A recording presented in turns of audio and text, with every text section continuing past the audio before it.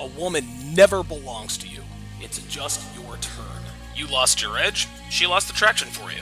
That's how it works. What'd you think she was gonna do? Tell you she cheated? Men cannot afford to get complacent in relationships. Get your fat ass off the couch, start lifting weights, and learn game. You're welcome. And now your man, Donovan Sharpe. What's up, guys? It's your man, Donovan Sharpe, and welcome to the 855th edition of TSR Live, your daily dose of toxic masculinity, misogyny, discrimination, and hate speech. I think I got them all, didn't I? I think I got them all. It is good to have you guys in today. It is Monday, May 16th of 2022. As always, we are streaming live simultaneously to Facebook, YouTube, mgtow.tv, manosphere.tv. I don't have my list in front of me, but we're all over the place. So however you're watching, wherever you're watching from, thank you for making the Sharpe Reality Live a part of your daily routine. Obviously, I've got a few little production snafus that I'm working through on the job, but that's okay.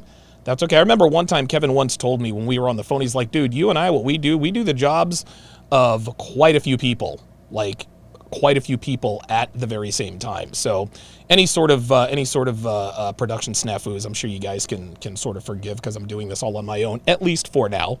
For now.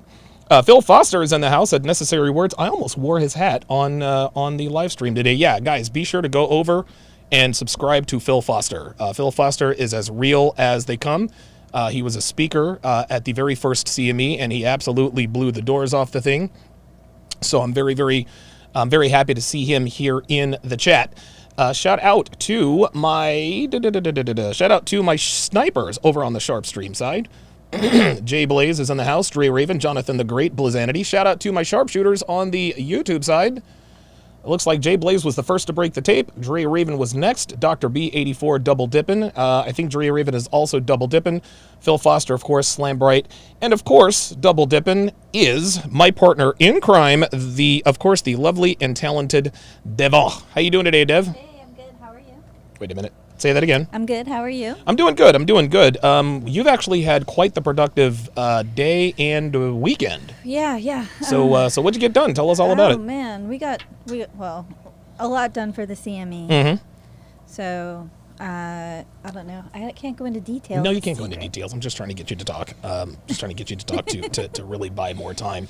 Oh, sorry. No, that's quite all right. Next time I'll give you a look. I'll be like, and now we are introduced. Now we are the lovely and talented Devon. Buy me more time. I need you to talk. Buy me more time.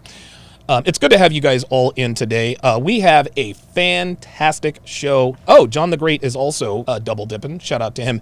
We have a fantastic show for you guys this evening. This is going to be a very provocative show. We're gonna have a pretty crazy conversation about interracial dating. You're going to have a lot of conversation. I'm going to do a lot of shutting up. Yeah. So talk to my audience. Why are you so hesitant to talk about interracial relationships? I'm always interested to know why that is. I don't mind talking about things that I've, firsthand experience in. Mm-hmm. But when it comes to black issues, I have nothing to say. My voice doesn't really count. I can't. Why? Because you're a white girl? Because I can't speak from experience. So, okay. All right. I just don't. I don't want black women or black men to think that some white girl is trying to put words in their mouth, because that's not a good look. I guess. No, I just guess. out of respect. I mean, it really. No, I hear you. know. I hear you. I understand. And of course, I pick fun at you to try to get you to say stuff that you clearly do not want to say for a very good reason. Yes, I making wouldn't, me uncomfortable is your favorite thing to do. like when I say the N-word, Yes. or the fact that you might be. Oh, you can't hear that, can you? I can hear it. Oh, there it is. You Big. can also hear it through that. Again, fantastic show in store for you guys today. I'm not going to waste any time, guys. Let's go ahead and get right to it. We're going to talk about a few topics today, and shout out to Dev, the producer. She came up with a. The hell is my breakdown? There it is. All right. So shout out to Dev. She is my producer. I'm a lot bigger than she is on the screen, but it is what it is. You guys said, actually, you know what? Do you know how to? No, it's fine. I don't like being close to the. What, you don't want people to see your large knockers? Is that what it is? That's it. That's exactly it. Okay. That's why I got them bigger. Well, you got them bigger for your boy. I got them right? bigger only for you. Who else you Only getting for to your these- eyes. Who- Only. You better not be doing. Better not be showing these niggas. On your screen is an article or a Reddit post that you showed me. This is very interesting. It is posted in Reddit Australia. Said something positive is going on at Meijer, but seems half the marketing department didn't get the memo. Let's try this. So as you can see, women's lingerie and sleepwear. I guess, are on sale by Meijer. And what you notice about these women, about most of the women. Now, the one on the left, obviously, is in very good shape. She's in decent shape. But the rest of the women, not so much. Nope.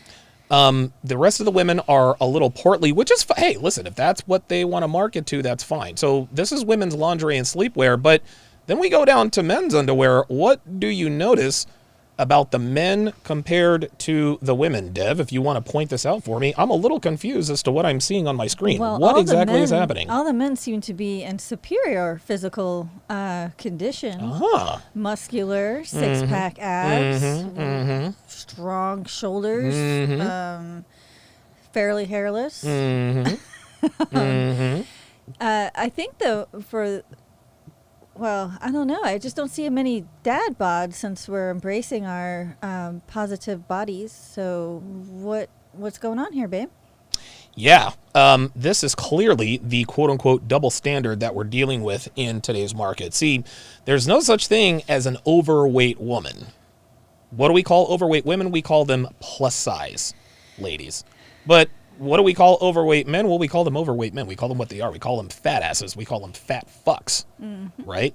And so this clearly, and listen, I don't care. I'm not going to whine about this double standard. I don't care, because guess what, Devin? If I see underwear being modeled by fat dudes, that's not going to make me want to buy them. I want to buy the underwear being worn by these dudes. I don't want to. And nothing about the women makes me want to buy anything like There that. you go. But here's the thing, Dev, and I think this is worth noting. I think you and I we've had this conversation. We talk all the time about the fact that most women in the West, most women in this country are overweight.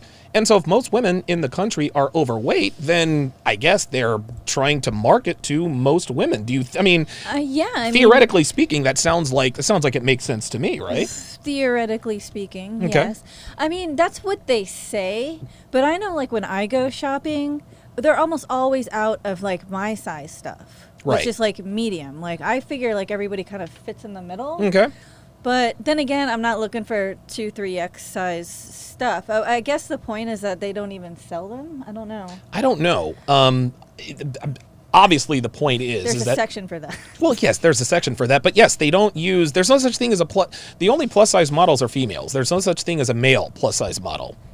Yeah, right? Yeah. Like they're not using men. They're not using plus size or overweight men for their underwear, nor should they. And there are a lot of men who are overweight in this part of the world, but they don't seem to be really catering to them. Why do you think, I mean, other than the obvious, why do you think that, what do you attribute this double standard to, Dev? I think there's too many women in the marketing department. That's what I think. Yep. Okay. Okay. Yeah, the comments are pretty funny. Yeah, look at this. Oh, look at this. More like morbidly obese. Reddit is interesting because people are very honest on Reddit. And it can go one way or the other. Usually really it's can. the most voted comment is where everything kind of leans towards, whether, and it can go like, oh, great for body positivity, or it can go, how come I'm not represented of these men? You know what I mean? Like the overweight dad bod. Right. You're right. I'm never one that gets offended by the fact that that companies don't want to market to me. We recently watched, when we were out in Reno, we watched a documentary called something about Abercrombie and Fitch, the rise and fall of Abercrombie and Fitch. I might break that down on Sharpe Stream. And the long and the short of it is Abercrombie and Fitch appeared to be marketing to young, good-looking white women, or white young women and white young men. But of course, the woke brigade, they were all upset that Abercrombie and Fitch doesn't want overweight people or people who are switch hitters who play for the other team. They got into it, and they actually hired someone in their marketing department that wanted to advertise to all of these people. Mm-hmm. At the end of the day, a company does not have to market to you if they don't want to. No. And that's really why Abercrombie and Fitch is irrelevant now, is because their marketing department got taken over by these woke idiots, these far left woke idiots, and now nobody talks about Abercrombie and Fitch. Yes, a brand should be something that sets you apart, and you cater to a specific audience, a specific demographic, and that's pretty much what's defined when the brand is created. There you go. There's your target audience, and when you try to change that midstream, it doesn't usually go very well. I know like JCPenney tried this, that didn't work. Victoria's Secrets is in the middle of doing something like this as well, but they're more trying to cater to the diversity side of things rather than the body positivity side of things. So they're trying. But yeah, I don't know, like, yes, there is a double standard, but, and like one of the comments said, most women shop for their men, so they're going to want to imagine their men looking great in something. I just don't see why that same logic doesn't apply to women when they're shopping for themselves. Absolutely. Yeah, we should talk about the Abercrombie and Fitch thing one of these days and take calls on this, because people got upset that Abercrombie and Fitch didn't market to them. Mm-hmm. A company doesn't have to market to you if they don't want to. That's all there is to it. That is all there is to it. Let us go. Okay, let's go to the. Hang on a second. Let's go to the next one. Pardon me. Our next story, if I can find it. Superstar actress Lauren Ash says people told her she's no longer a role model because she lost weight. This is interesting. Lauren Ash, is done with unsolicited comments about her body. The Superstore actress, I don't know what that is, took to Instagram on Monday to share a message for those who feel the need to comment on her recent weight loss. Okay, she looks good. She looks good. She looks like a normal person. Yeah, she looks like she's a healthy weight. She's attractive enough, right? Attractive enough. Yep, she's getting those interior abs, Yeah, that's exactly right. That's the area that you always encourage me. Yeah, do this, blah blah blah blah blah. Yeah, absolutely. Good job, Geeky Anomaly. Good job, Geeky Anomaly. I was actually going to have a talk with Geeky Anomaly about what's going on in the chat now, with what's going on lately, but it sounds to me like he is doing his job. So I appreciate it. Thank you very much for that. I appreciate the $15 super chats. Now you guys can all go F yourself. Yeah, keep throwing your money away. I'm not giving away any personal information. If you guys want personal information about me, you know where to find it. So it looks TW, I don't know what that means. Trigger warning. Oh, okay, thank you. Wait, it's fun when you're living in a larger body, people post that they're concerned for your health. Then when you transition to a smaller body, people post that they're concerned for your health. Starting to feel like there's no winning as a woman. Big shocker given this past week in America. I have no idea what that means. Of course, she's trying to make this sound like misogyny. To the people who have DM'd me this week, telling me I'm no longer a role model because I lost weight, I guess my question is, was my body the only thing that gave me value as a role model? I've never once promoted weight loss, nor would I ever. I just happen to be in a body that's smaller right now than it was a year ago. And God willing, if I'm privileged enough to walk this earth for a long time, my body will expand and contract and change over time. And to the countless people asking me my quote secret, please stop. There is no secret. I remove stress from my life. That's it. It's amazing what our bodies hold on to when in a prolonged state of stress. By stress, does she mean ice cream? Yeah, some people eat when they're stressed out. I Yes. cannot eat when I'm stressed out. She must be a stress eater because there's no like you don't go on the stress-free diet. Yeah, there's no such thing as a stress-free diet. Yeah, exactly. Finally, she says, let me say this. I have always posted photos celebrating my body. I'm not going to stop now. I'm more confident and happier than ever before in my life, and I enjoy commemorating that with fashion posts and all that fun stuff. If you don't like it, and that's upsetting to you, please unfollow, and no need to inform me that you did. Yes, I love when people unfollow. Back when I used to read my... Yeah. Back when I used to read my comments, I'm unsubscribing, they used to... They used to tell me on the way out, and I'd tell them, well, don't let the door hit you where the good Lord split you. I honestly never expected the vitriol I've experienced over the past week simply because I've lost weight. You have no ownership over my body, nor do you over any person in the public eye. And honestly, why would you ever tell a man he was no longer a role model because he lost weight? Exactly. Thanks for coming to my TED Talk. Also, I look hot AF in this pic and am unashamed. That's really what it is. So they basically just repeated everything she said there. So, you are a role model for taking care of you and your own happiness first. Added another, we do need more of that. Post-weight loss backlash, the article continues, is something that many body-positive celebrities face. Rebel Wilson, most recently, with fans feeling, quote, betrayed by the sudden changes, and some worrying that it could set a precedent for other body-positive stars to lose weight once they obtain a certain level of success. Is this crazy? It is. What the hell is going on? They're acting like... Misery loves company, babe. They're acting like fat people owe it to other fat people to stay fat. Right. Well, the reason why you're not fat anymore is because you attained a certain level of success. Dude, Lizzo has always been fat, and she has success. But if she decides and I said this before, Dev, I said this, and we've got an article on Lizzo. Lizzo is going to have to make a choice. She's going to have to make a choice between her following and her life. Because anytime Lizzo even starts to think about weight loss or some sort of, anytime she'll post a picture of her walking on a treadmill, and her inbox is filled with, oh my God, what are you doing trying to lose weight? What are you doing trying to live longer? I will never understand that. Unbelievable. Slam Bright in the chat says, fat women are allowed to be fat. Men aren't allowed to have preferences. Man equality is great. Oh boy. So read the next paragraph real quick. Ooh, look at this. I pray Lizzo doesn't jump on the whole, quote, getting skinny after fame trend, expressed a recent tweet. We lost Adele, Rebel Wilson, Meghan Trainor, and Melissa McCarthy. Melissa McCarthy lost weight? I gotta Google that. Yeah, please Google that. What this tells you guys is that women inherently know that being overweight is unhealthy. And it's not even about being unhealthy for women. It's about being unattractive. Women know. And look, women, listen, we talk, especially women, they think that we as men, we want women who are successful and strong and confident, and that the outside doesn't matter. They are quickly beginning to find out that that is not the case.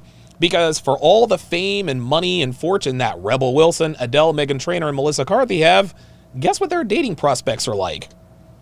Nope. They have absolutely positively no dating prospects. So they did what they should have done years and years ago, which is to lose the weight. You look better, you feel better, you're more confident. The confidence is coming from within. It's absolutely incredible. I just saw the Melissa McCarthy weight loss thing. She's lost weight, but not a lot of it. Okay, well then I guess that doesn't matter. Body positivity influencer Virgi Tovar told Yahoo Life in an earlier story on the subject that these feelings of hurt and anger can stem from fans that the celebrity used their proximity to the body positivity community to become successful and then abandoned it once they reached stardom. As for Ash, she concluded with this post, she did all that. Yeah. Very, very good. So, yay if you want to live, right? Yeah, so this is what people are realizing is that it's cheap to be fat. Yes. Once you reach a certain socioeconomic level, you can start affording to take care of yourself. That's right. And by doing that, you realize, oh my gosh, eating good food, this person that I hired to cook for me isn't going to let me eat crap all day long because they actually know what they're doing. And if they want to, advance in their careers, for example, Lizzo's a dancer. She wants to keep dancing. That body weight isn't going to stay on her the same way it is in her 20s and 30s through her 40s and 50s. She will not have any energy. So, and the way to get that energy back is to take that weight off.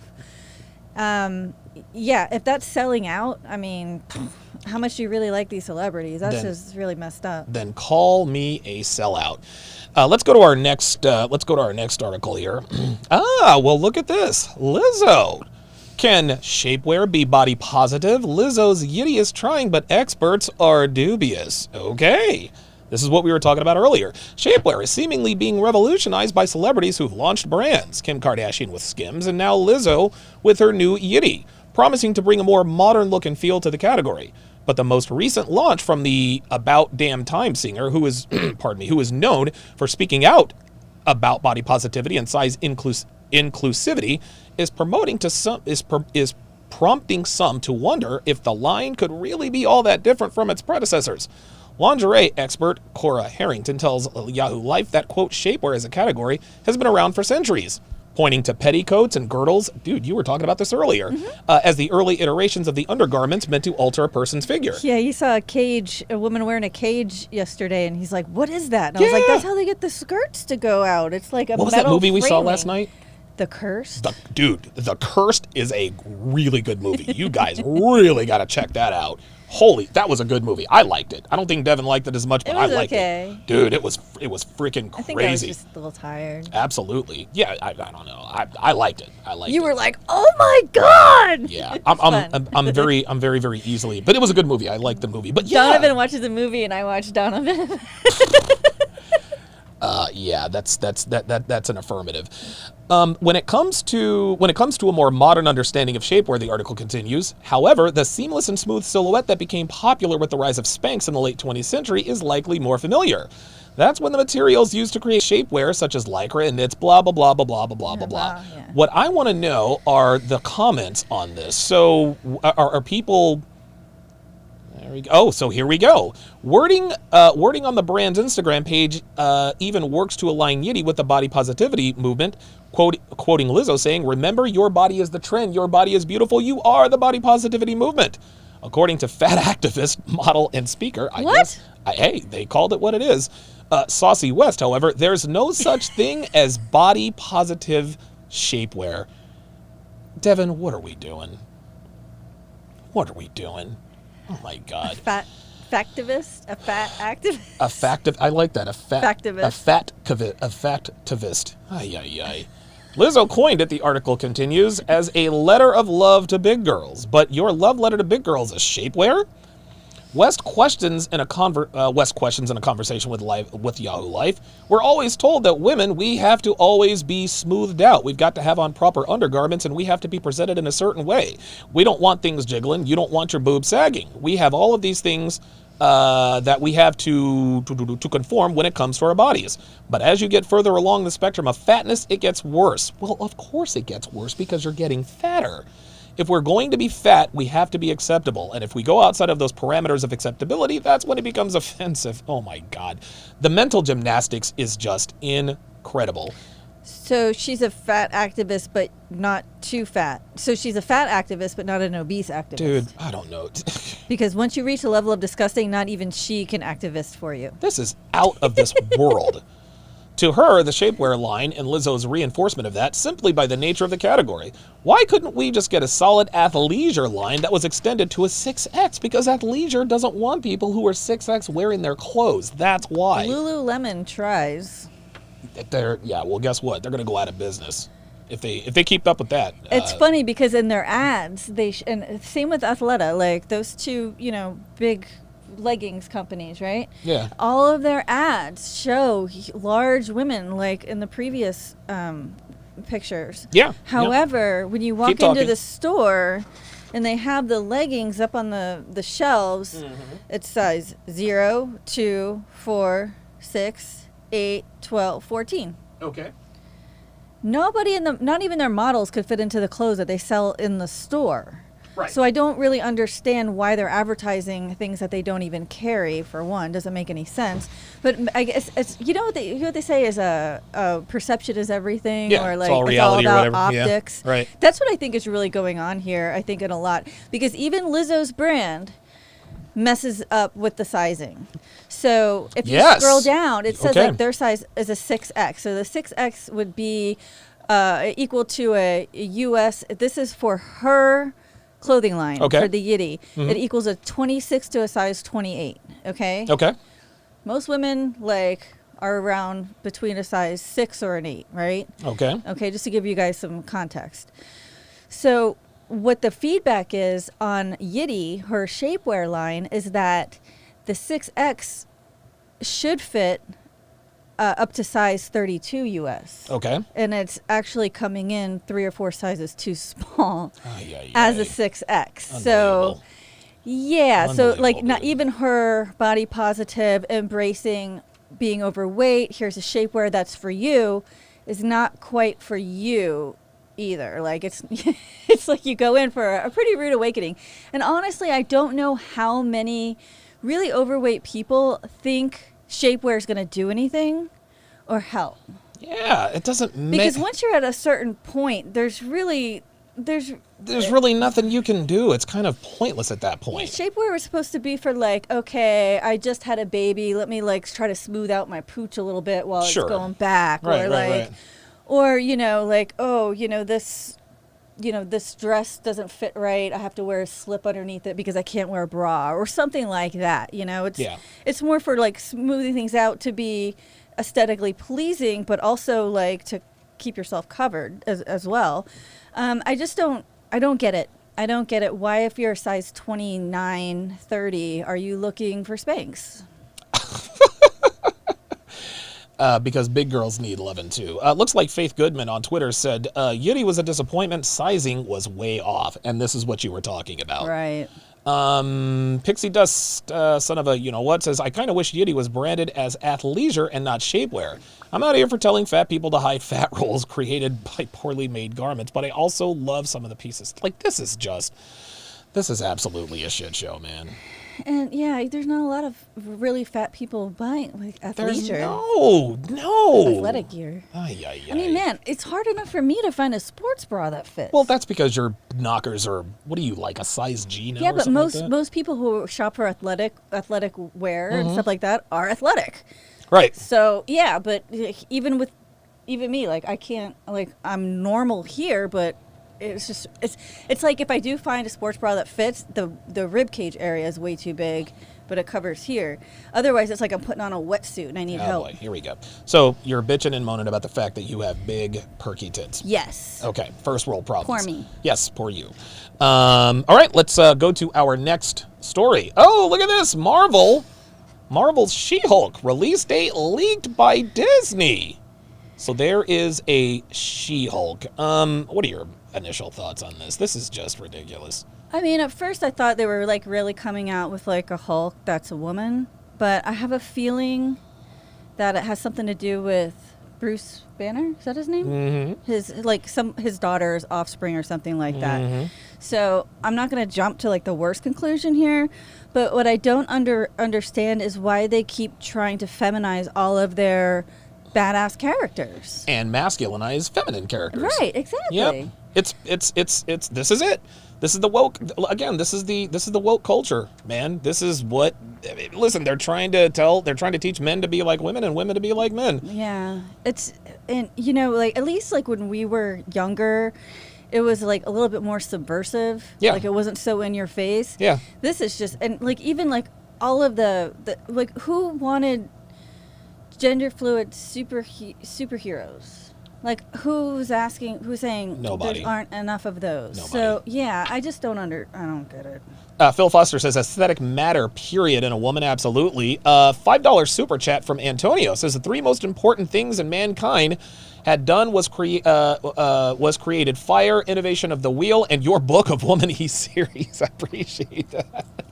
I appreciate the super chat there. They said She-Hulk has been around for a long time. I've never heard of it before. She-Hulk was a comic, but now that Disney, She-Hulk's been a comic forever. Oh, okay. But what Disney is doing now, especially in the Marvel Cinematic Universe, is that they're now highlighting all of the female superheroes from back in the day. They're trying, female superheroes have always been around. Dude, nobody flocks to the theater to go see Supergirl. Like, nobody's going to see that. Supergirl, I remember the original Supergirl movie from way back in the day. Her love interest was a dude named Ethan. And I remember thinking to myself, even as a kid, like, that, something's just not right about that. It just doesn't make any sense. Or my super ex-girlfriend, I think that was with Ethan Hawke. I think it may be Uma Thurman. Maybe I'm getting that mixed up with Gattaca or Tape. Either way, this is going to be an abject disaster. She-Hulk is definitely going to be a nope for me.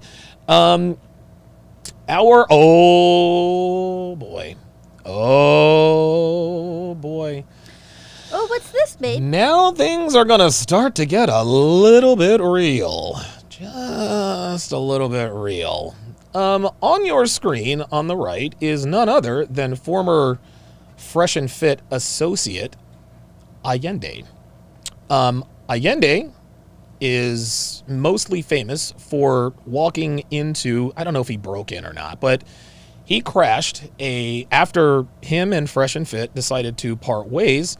He made an appearance on the Fresh and Fit podcast, but not in the way that you think. Allende broke into the house. He entered into the home of one Myron Gaines unwelcome. He kept the door open. A lot of people say that he did it to try to impress Abba and Preach. I don't know. I'm not going to speculate it, but that was a very bad decision by Allende. Myron pulled out his weapon and said, "You need to leave right now." And then, of course, it is what it is. Well, I was sent to the I was sent this video by somebody that I know very, very well. And, I'm just going to let you guys take a look and listen. I'm going to move on to some other area. You mentioned that you were a dancer before. And I got sent that you were to a company called Sizzle Miami. Could you somebody sent that to you? Yeah. Can you hear it? That's awesome. Yeah, what do you... Let's rewind. Somebody sent that to you? That you're attached to onto some other area. You mentioned that you were a dancer before.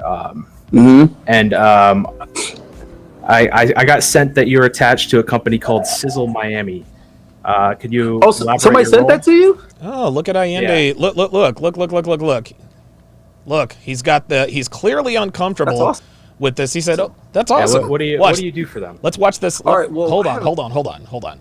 Because this is worth noting the body language before we get into this, because I couldn't even believe this. I work with Sizzle, and that's awesome. Miami. I said you were a dancer before. And watch that right there. Micro expressions, guys.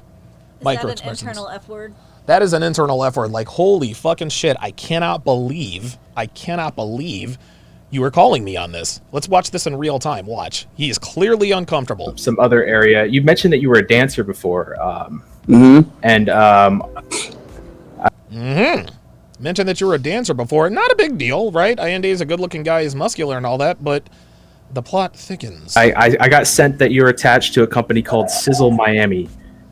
Could you... somebody sent that to you? Yeah. That's awesome. That's awesome, he says. Stop the cap. You want to know why he's capping? Let's continue. Yeah, what do you do for them?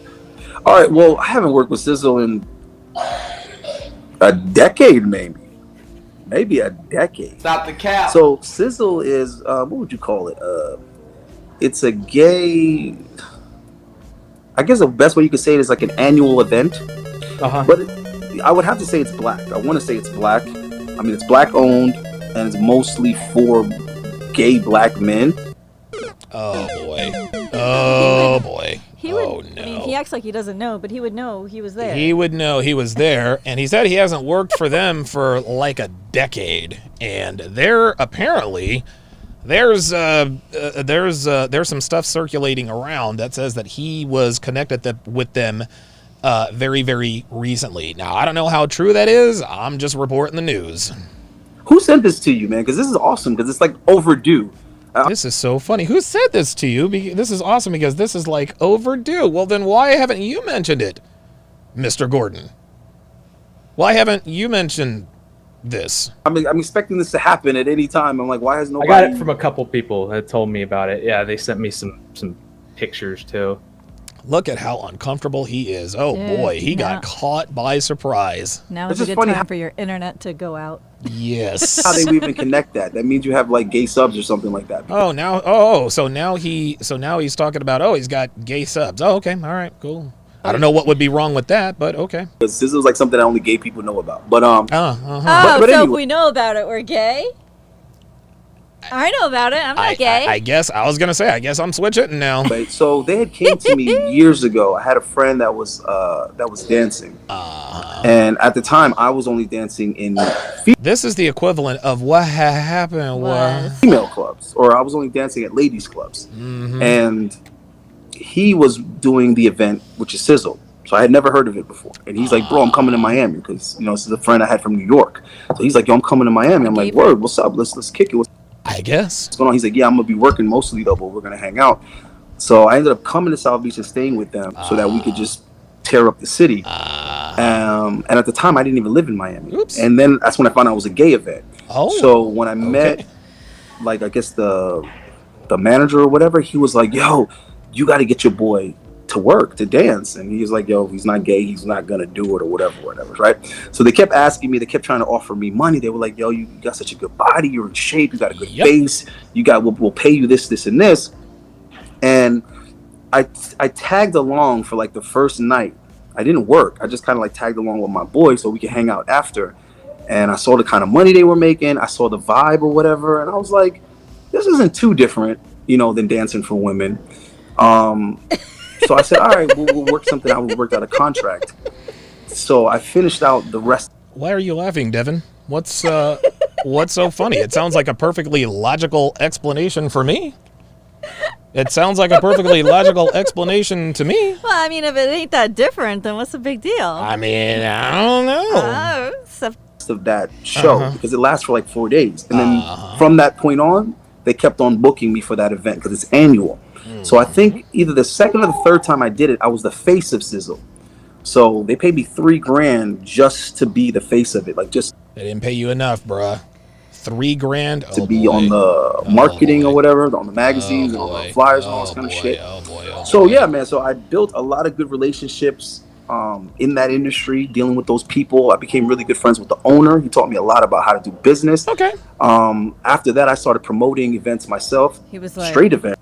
He was like, this pays good. I made 10 times more money. $3,000 for gay. No, but stop. I bet you at Hey, relax with the G word. Okay, but I bet you that he made a lot more money in tips as a dancer for the male side than for the female side because we're dealing with crowds of dinks. These guys don't have kids. Yeah, and what does dinks mean? Dual income, no kids. Okay, all right. And versus the single mommies out there trying to feel like they're being desired. These guys, they're just here. Imagine all of the drugs and all of it. You know what? Involved. That's very interesting. That is very interesting because clearly, listen, female dancers make a lot more than male dancers who dance for females because men, like pornography is a $1 billion industry. 99.9% of their revenue comes from men. Dating apps, 99.9% of the revenue comes from men. Well, guess what? When you're talking about being a sex worker like this, look, I'm not judging Allende for this. You got to go where the money is. The dude made $3,000 and he's making a big deal of that. Dude, I've dated strippers who've made $25,000 to $30,000 in one weekend. Okay. So the money is there because men clearly make more, we work harder, we work better jobs, et cetera, but women don't throw money at strippers like that because women can get dick anywhere they want. So it stands to reason economically why he would do this. Is this like the equivalent of finding out that like your girlfriend or a friend of yours did adult movies? No, this is not even close to that. Is it worse? No, this is not. I don't think this is bad per se. I think this is a bad look. I think it's definitely a bad look, and I'll tell you why here in just a second. But I don't think this is bad at all, because again, knowing what we know about the difference between men and women, we are the ones who pay for sexual access, and if you happen to be a homosexual man, then you're going to throw money at homosexual men are going to throw more money at male strippers than heterosexual women. That's just the way of it. Right. And so Allende just decided to go where the money was. I'm not going to fault him for that. So would that make him a sex worker? Yeah, of course. Okay. Of course. Yeah, absolutely.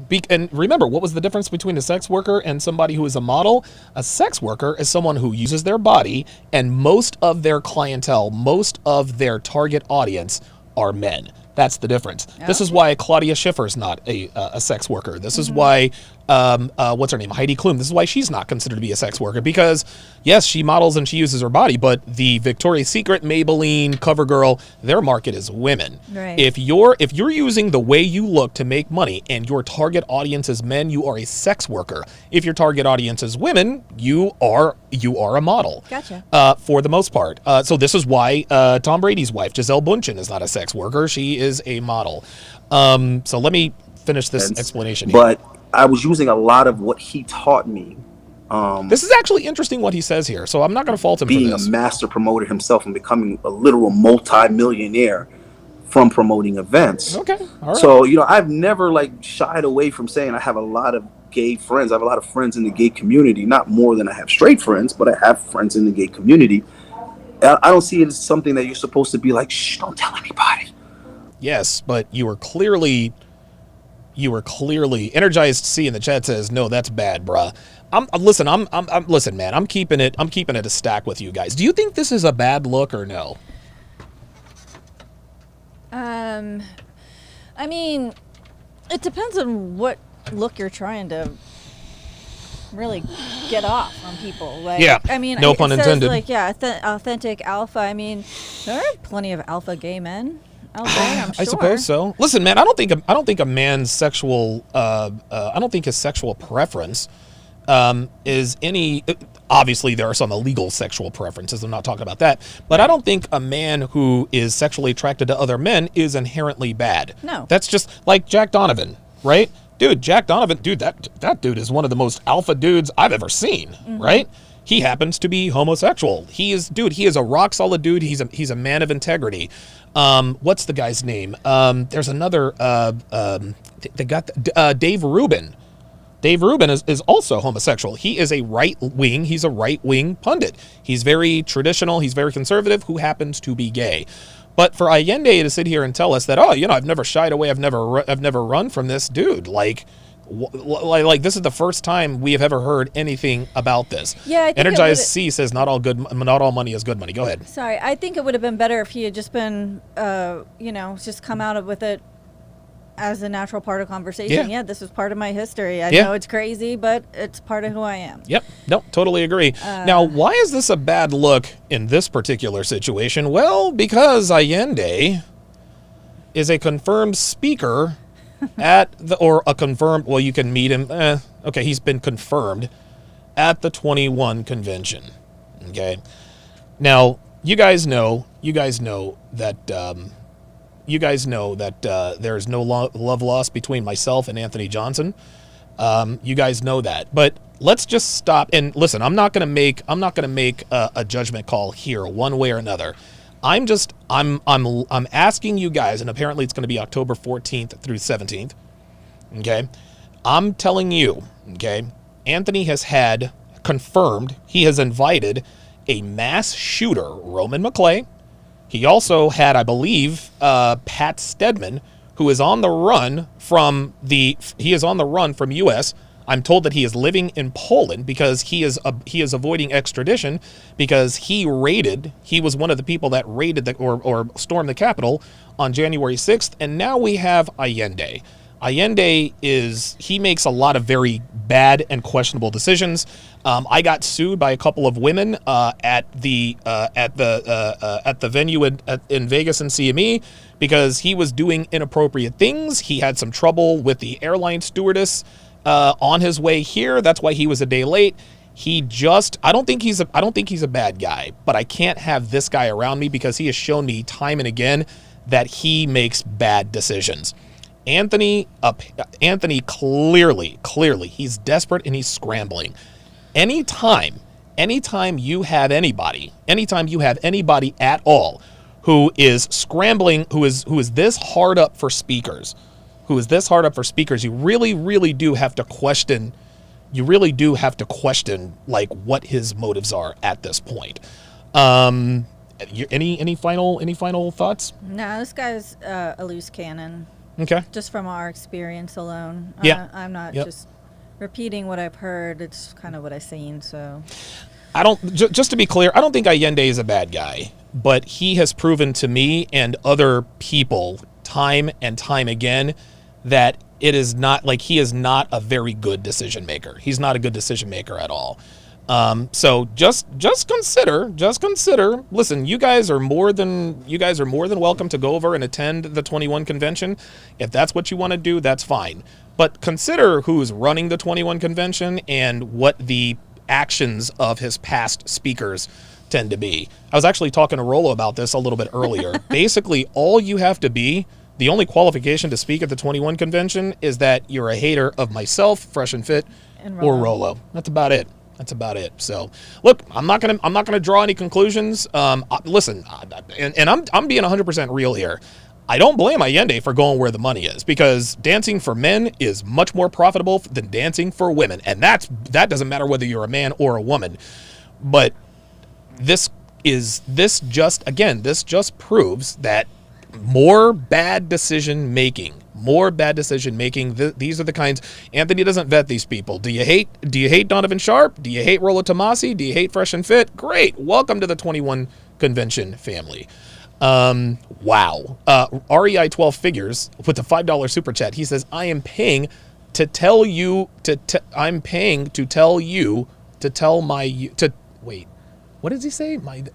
I'm paying to tell you this is bad. Okay. All right.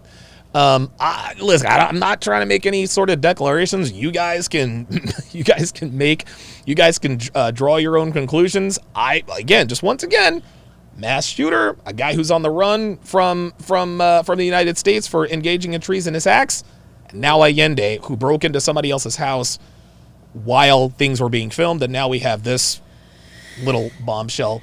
Not the best decision makers speaking nothing at the. Wrong with going that route. No, nothing wrong at all. If that's the side your bread is buttered on, butter that bread. You. Be you. I'm not mad at you, Allende. Go get that money, bruh. I can picture it though. Can you picture it? No, I don't want to picture any of that. I don't want to picture any of that. I'm gonna, dude. You say something like that again, I will kick you out of this goddamn studio. Aye. So TMZ just released an article entitled "Family Refuses Funeral Money. GoFundMe is a Fake." Yep, told you. How about that? And who told you first? Remember, there were his friends said Kevin Samuels had less than $1,000 in the bank. That was just straight up all lies. These troll comments, and then the comments being repeated as headlines, which didn't make any sense to me. And just a couple quick searches on GoFundMe proves that what was up there was completely fraudulent. Yep.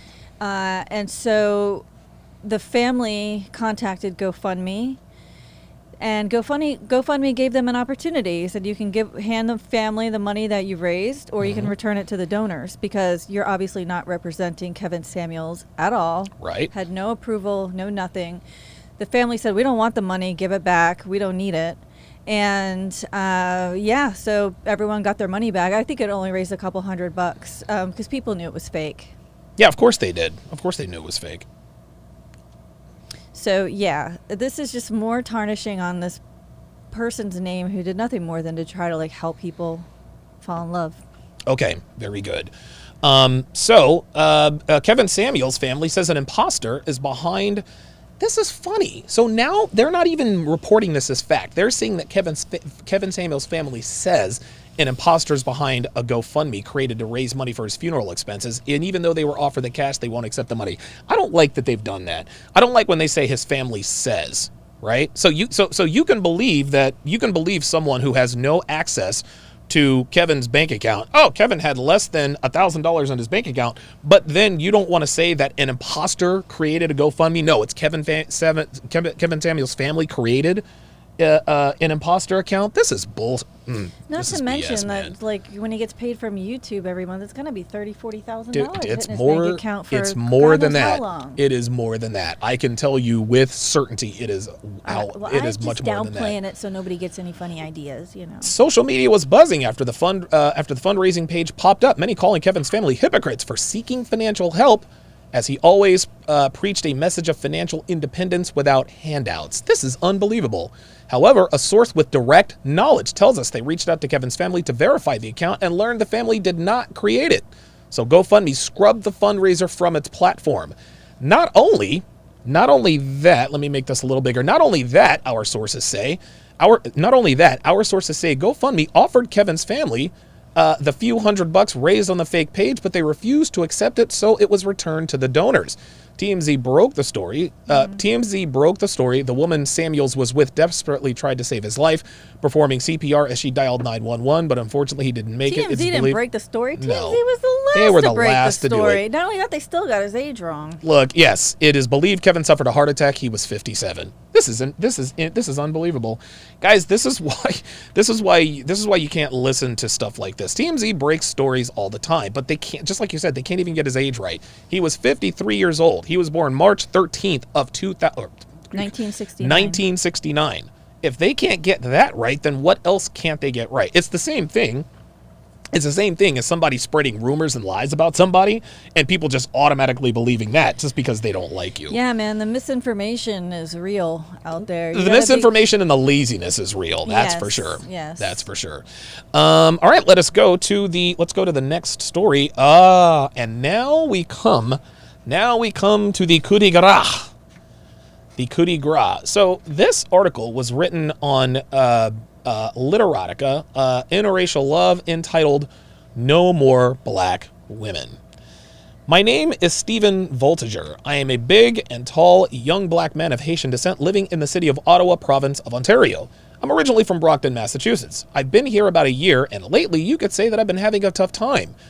I had a hard time transferring into Carleton University from Bay State College, but the source of my problem is not so much the culture shock as well as the fact that I live in a place where black people value whiteness and see something inherently wrong with an educated, hard-working black male. I'm from Obama's America, and to me, Ottawa is backwards, man. I can't stand the black women out here. But Canadian women are something else, especially in Ottawa. They seem genetically designed to hate the black man and worship white men. You know what? White men can have the black women of Ottawa. They're positively worthless. I gotta find me a white woman. Now, because you accuse me of being a sellout or a self-loather, please hear me out. The black women of Ottawa are always complaining about black women dating women of other races, but they see nothing wrong with dating whoever they want. Black women in Ottawa put white men on a pedestal more than white women do. It's eerie, man. They sing the white man's praises daily and act surprised when us black men decide we've had it with them and try our luck elsewhere. Black women in Ottawa got no pride in their own race and they're eager to throw other black folks under the bus to please white people. They hate white women and worship white men, and they absolutely hate the black man. What's a brother to do? It's times like these, he continues, that I wish I had kept my Haitian American ass in the city of Boston where I was born. Ooh. Jesus Christ. Must be really bad in Ottawa. Must be really, dude. Dude, the city of Boston hates black people unless you're a professional athlete, and even then, they probably still feel some type of way. Black women in America are always complaining that black American women got attitudes. Well, the ones in Ottawa, Ontario, only take attitudes with black guys, while the ones in the big cities of America got attitudes with everybody. Wow. So, a quick question. Sure. You know how they call, I know this is stupid, so don't criticize me too much, but when in America we say African American, do they say Canadian or African Canadian? I don't think so. In Canada? I don't think okay. so. I think African American is the politically correct way of saying a black person. It doesn't matter that only works in America, though. Yeah, but they still, like, I remember I wrote an article on Return of Kings about a black man about a black man in France. He was French. His name was Pierre Santi Kulabalabi, and they called him African American, but there's no American in him. He is African French. Oh. But they call him but African American doesn't really even. African American doesn't. It encompasses all black people, apparently. Yeah, kind of like Native American encompasses the Chickasaw and the the Chickasha Indians. Yeah, exactly. Apache. Exactly. Yeah, okay, got it. Black men in America, blah, blah, blah, the ones in Ottawa, Siri. When I first came to, wait a minute, hold on. Sorry about that, guys. Well, the ones in Ottawa, blah, blah, blah, blah. Okay, a black woman in America won't let a white man or a white woman disrespect her without saying something nasty or doing something to stand up for her rights. The black woman in Ontario will happily roll over for the white person. She reserves all of her anger and hatred for the black man. Dudes, it's a sad state of affairs, man. I've never seen anything like it. It's eerie. When I first came to Ottawa, he continues, I was kind of mad at the black guys for only going out with white women. Interesting. Then I got to know the black women of Ottawa better. They're all from Africa or the Caribbean, and they're stuck up. If you're a black man of Haitian descent and you're asking out a black woman from Senegal or South Africa, you'll quickly discover that she's prejudiced against black men from other nations other than her own. She will tell you that she doesn't hate black men from other cultures, only her own. That's weird. However, if she gets asked out by a white male Canadian, she gets over the cultural differences real quickly. I've seen black female Muslims take off the veil and get over their aversion to shaking hands once they're dating a white man. Wow. Black women in Ottawa value whiteness and white culture. They do it as if their lives depended upon it. They can't stand the black man. It doesn't matter if he's good-looking, well-meaning, educated, and friendly. They'd rather hook up with a drug-addicted, abusive white male than an educated, friendly black man who wants to cherish them. The black bitches in Ottawa have been brainwashed, man. The black men of Ottawa have grown tired. Wow, I can't believe this. This is incredible. Dung is Fun with the $2 super chat says Elon Musk is a true African American. Yes, so is Charlize Theron. Mm-hmm. She is African American. Mm-hmm. You met my African American friend Glenn in Atlanta. He was born in South Africa, has a British accent. He is the true embodiment of an African American or an American African. So what are your thoughts on this first article? Woo, okay. I'm going to approach this from a survival standpoint. Okay. So, you've got to fit in if you're going to succeed. Sure. Usually, I feel like, but merch. It sounds to me like the black women that he's describing find it an easier existence to go along with the white culture, the white thing, whatever. And because it's easier to act white than it is to be black. That's cute. Listen. No, I understand. And that's okay. That's okay. That's fine. And that's cute of you. That's cute of you to say. But what's happening is that black women from other cultures are being westernized when they come to North America. Well, that's going to happen when if I go to Japan, I'm going to pick up some Japanese habits. But you're not going to hate Japanese men. I might. You might, but it's listen. I don't hate anybody. Listen, well, the point is that black women, they're the only group of people who seem to have the most adversarial relationship with men of the same race. It's incredible, and then they wonder why we go out and we date white girls. Do people because I don't want to. Do people in a minority culture, when they meet people of the same minority in that culture, do they treat them like they know them? Well, it depends. Like if you have the same dialect, but like if I were to meet a black man from Philly, he wouldn't. I mean, there would be, because I don't talk like the typical black guy. You know what I mean? Okay. I sound white, but a lot of time. But when you speak to someone, if you have the same dialect as they do, a lot of times that means you have the same sensibilities. What having the same sensibilities means is that you had a similar upbringing, you like similar things, you have similar values. Yeah, right, exactly. Okay. But this is all on a fundamental level. That doesn't mean that we agree on everything, but this is why a lot of black people, when they listen to me, they think I don't have the same sensibilities that they do because of the way that I sound. Okay, let's approach this from another angle then. Okay. Is this just another example of hypergamy? Take the race out of it, and do these women see the white men as a step up, a level up, whether it's in their workplace, in their dating life, or whatever? Okay, but then he said that it was drug addicts and they would no, I guess that doesn't work either. Yeah, it's just... So I'm trying to make sense of it, but I can't because I ain't It's one. the westernization. REA 12 figure says that was horrible grammar on my last super chat. I was texting and working at the same time. My bad. Shout out to you, by the way. Good luck with the CME. I appreciate that, man. I appreciate that. Let's go to our next article. We are going to stay with this topic, and we are going to open up the phone lines and get you guys' take on this. Because, and listen, if you're a black woman who's mad that I got a large-breasted white girl next to me, hey, I want to hear from you too. I'm more than just a white girl, babe. What's that? I'm more than just a white girl. Yeah. Mm-hmm. Yeah. I mean I'm the only one that should matter. Who cares? It doesn't matter. Doesn't matter. Why do some women refuse to date black women? This was asked on Quora. Sylvester Keith Jr., who lives in Philly. Shout out to Jordan Price. Welcome to Chat Privileges. At Jordan Price to welcome him to the TSR family. Jordan, if you would, put in your age and location in the chat so that if anyone lives near you, you guys can connect. Appreciate that. Sylvester Keith Jr. says, I just have my preferences. Just because you are black doesn't mean you have to date a black woman. I have dated many black women, but just a lot socially. I do not like any more when it comes to dating a black woman. Does it mean I think bad of black women? Never. I just do not date in my race anymore. Okay.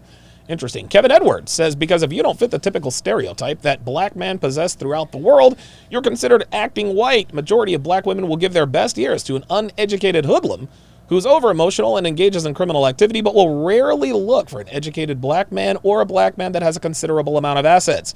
Also, this doesn't just stem to inner cities as well. Hang on a second. Suburban black women usually tend to date non-black women. If they do date a black man, it's a thug. Wow. Also, this is, that's in colorism, perhaps. Some black men refuse to date black women because here we are. This is funny. Some black women refuse to date some black men refuse to date black women because they have been conditioned to believe that the epitome is the tall white woman. In addition, it can also be a power play. White women have more power than black women. That is not true unless it's what you think, then say so, whatever. By aligning yourself with power, you can also enter a chance of becoming powerful. We don't give a shit about power, okay? Men, regardless of race, we want women who are fit, feminine, and friendly. Black women are none of those things. It's so funny that every time there's an article like this, there's always some knucklehead that comes in and says, oh, they've been preconditioned to think that. No, it has nothing to do with that. We don't date outside of our race because women are white or Hispanic or Asian.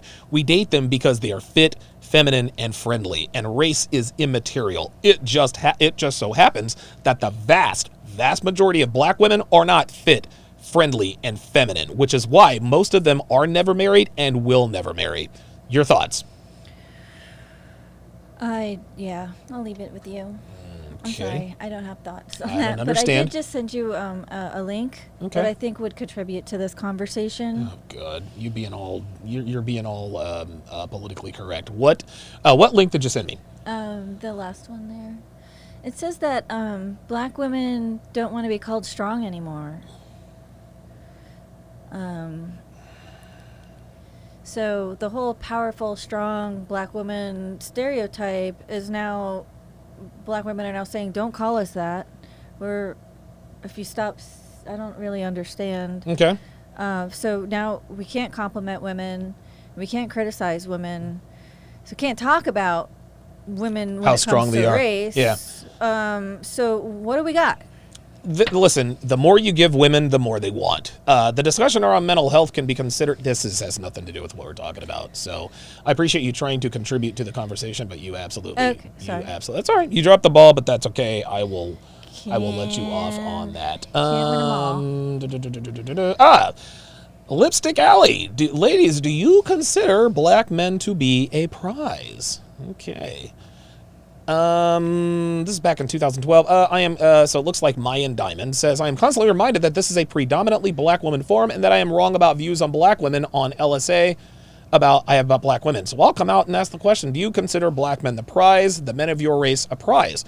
We're here about white women and other non-black women fantasizing about sexual relationships with black men, of interracial dating and marriages of black celebrities, blah, blah, blah, blah, blah. Okay, so let's see some of these comments. Now, you put this here for a reason. Looks like somebody was banned for some reason. Okay. Yeah, just pay attention to what's on the right, because... On the right or the left? On the right-hand side. Okay. Let's see. This woman says, no, she's got looks like she's got an avatar of Henry Cavill of Superman and The Witcher. No, I consider a good man a prize, whatever color he comes. If he happens to be black, white, Asian, Hispanic, it doesn't matter. Okay, I'm good with that. This woman says, no. Why should I? What pedestal do black men put black women on? The one at the bottom of the barrel? No, thank you. Wrong, bitch. Black women put themselves at the bottom of the barrel. See, this is the thing. Black women think that they're the least desired sexually because of black men. No, black women are least desired sexually because of black women. Fit, feminine, friendly. Let's see. Well, it looks like this is a fuck out of here gif, so I'm going to say no. Another black woman says, no, I don't consider black males a prize any more than I consider males of other color a prize. I don't put any particular color of male of any kind on a pedestal. Never have, never will. I'm just wired that way. No, you're not. The answer is no. She does not consider black men to be a prize. Is that an interracial avatar? It looks like it is an interracial avatar. Okay. Ain't that Curious. something? Yeah, just sort of a Disney fantasy. Ain't that something? What does a man's race have to do with being a prize? Race alone is not going to cut it any. Oh, what does a man's race have to do with him being the prize? So, black women like to call themselves what all the time? They like to call themselves queens, right? Mm-hmm. So, what does your race have to do with you being a queen? Interesting. Here we are, almost Pia. Don't know what that means. I don't consider them a prize per se, but there is something about black women I can't put my finger on. No, nobody else can. Nobody else can you put in a well-tailored suit and they automatically look good. It's intoxicating to find a smart one who can carry on a good conversation. Yeah, it is. Unfortunately, you guys pass those guys up when you are in your peak attractive years. Hell no, says Jay Lissa. Wow. That's why they act the way they do, because they think they are a prize and black women should work to get them. Nope. Oh, wow.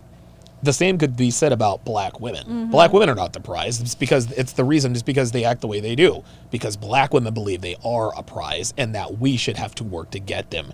Nope. Sorry, sister. There are far more women that want us than men who want you. So you can dream on with that. Okay, so I think that's pretty obvious there. Let's go to the next. I think my point from those articles is that this is a discussion that is happening in the black community, from what I can tell. It's been a discussion forever. Yeah, it's like we're gonna act like we don't want you until you reject us, and then we're gonna be like, what's wrong with you? How come you don't want me? I guess. Right? Yeah. It's funny. The swirlers, black women who call themselves swirlers, mm-hmm. They like to declare, "That's it. I'm done with niggas. I'm not fucking with y'all niggas no more." Da. Right. Exactly. I'm divested. Then, baby girl, divest. You ain't got to tell us. No, the reason why they tell us is because they want us to be like, no. They want us to react the same way they react. Fuck you guys. You guys can go over there and have those brads. The reason why black women get all up in arms about us dating women like you is because they want us, but they know they can't have us. That's all there is to it. Geeky Anomaly says, why is the white girl talking hood? That's a good question, Dev. Are you trying to be black on the air? See, women are chameleons, and the more they're around somebody or something, the more traits, habits, phrases, catchphrases, things like that they tend to pick up. So what black women have you been around? So I've been around you way too much. I noticed it because in front of my niece I said something that you would say in a voice imitating you, but it was me. You weren't even in the car. But people call me a white boy though. Oh man, I was like, so you're telling me that I do? I've listed under things I would have never come out of my mouth had I never met you. Okay. Or dated a black guy. Are you verifying are you validating my blackness here? Yes, he is. You can give him his card back. Give me my black card back. That's funny. Nyanzu Vomdi, apologize for the butchering of the announcement. With the 5, Euro says, I am black and French, but the term African French doesn't exist in France. You are not French. Viva la France. Oh, okay. Oh, Geeky Anomaly said the white girl in the post. Yeah, the white, that was not a white girl in the post. That was a black woman who had a white girl. Yes. And so before we reveal the results of my poll that I put onto YouTube a little earlier, this was posted 6 years ago. It says, serious, those in interracial marriages or relationships, what obstacles do you face or have you faced that you weren't expecting? Yeah, what obstacles do you face that you weren't expecting, Dev? Straight up hate and racism from black women, to be honest. So you consider that racism?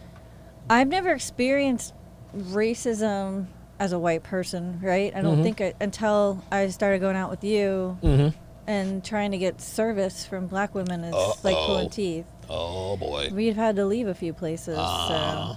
Yes, I mean, sir. I've just, it's obvious. Now, it makes me more sensitive because this is what people deal with day in and day out in American culture and across the world. But it's kind of, like to have it like so in your face was, whoa. Yeah. So, hey, you know what? Can't like everybody, to each your own. No, you certainly cannot.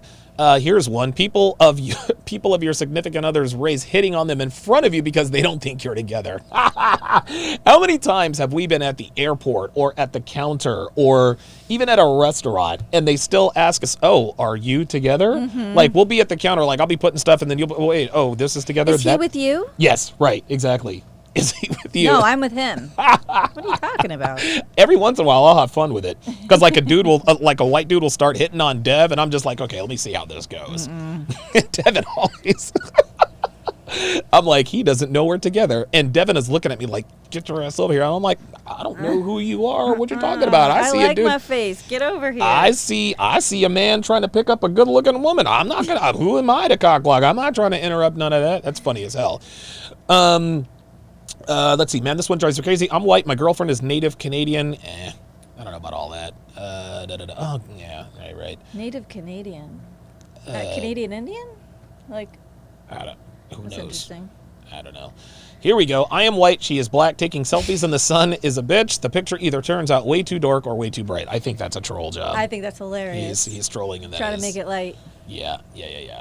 Let's see. I'm looking for the black-white. My husband and I went to Disney World with my side of the family. So there's 11 black people and only one white man. So all these white dudes married to black women. Come on. This gives these black women hopes that they can date out. Yeah, like but that's I mean, when I spent Christmas with your family, I was the only white person there. That's the way it is most of the time. Yeah, but I didn't feel weird or anything. No, of course not. No. Yeah, my family loved you. Here's another one. Trying to explain to my kids what they actually are. I'm half black, half Indian. My wife is, oh, wow. Dude, my friend Eric says this all the time, and I've told you this all the time. He said in 3,000 years, we're all going to be the color of a light paper bag. Paper bag, yep. I think so. And finally, before we take a break and open up the phone lines here to get you guys' opinions on this, I did a poll on my YouTube channel on the community tab. Yes, wow, 1,300 votes. I said, are white girls and other non-black women the answer for black men? Vote in the poll or call and tell me at 5 p.m. Eastern. So looks like 42% said yes, 32% said no, 12% said hell no. So that's 44% no, 49% yes, and then 7% apparently are going to call me at 7. 13 times 7 is 91. So I guess we're gonna have 91 callers. That's what I was trying to do. Calling me in. Yeah. You're much better at this than I am. Yeah, I have my moments. Let's take a look at the comments here before we get into this. This should be very funny. Wow, leaving black women was one of the greatest decisions I've had in my life. But most American women aren't so far behind black women or the West. You want wifey, Colombia, Brazil, Ukraine, Russia. Okay. If women are the point, then you failed. Oh, God. There's always somebody that says, oh, yeah. Okay. Context, people. Yeah, Context. come on. Like, let's, For me, I think the whole pool of American women is tainted, blah, blah, blah, blah, blah. Come on. I'm Anglo. I find black women very attractive, but I don't suggest any man going after an American black female. Something went wrong. The Vikings have the most playoff losses. That's an interesting name we saw the other day. It says, get an Asian woman. I would be wary on Chinese since they've been here for several generations, but I would definitely recommend a Southern Asian woman, Thailand, Laos, Philippines, etc. If you find a traditional Japanese, Korean, Chinese woman, even better.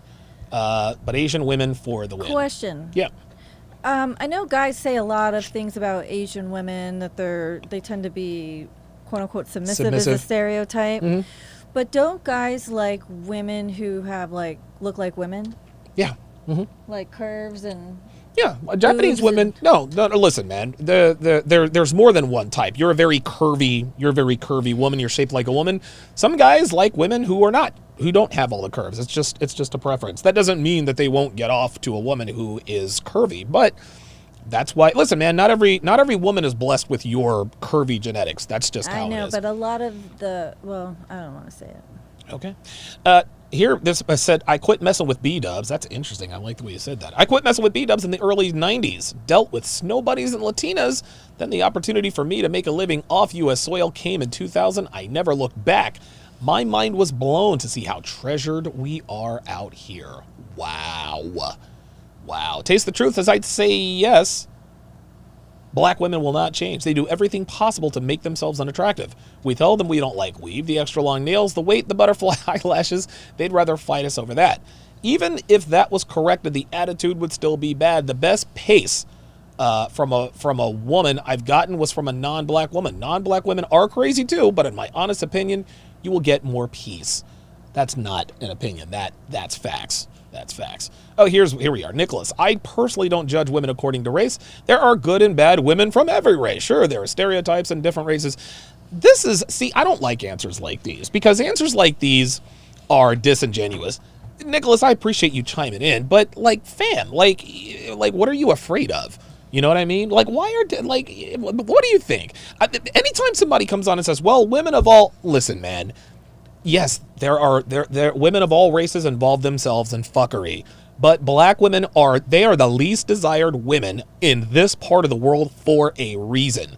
I don't want to hear, well, there's good and bad in every race. Yes, there are, but a much higher percentage of the bad are with black women. I don't give a fuck what anybody says. So are we judging people? Because I don't think we're judging people. I'm judging the fuck out of people. Dev. I'm judging the hell out of people.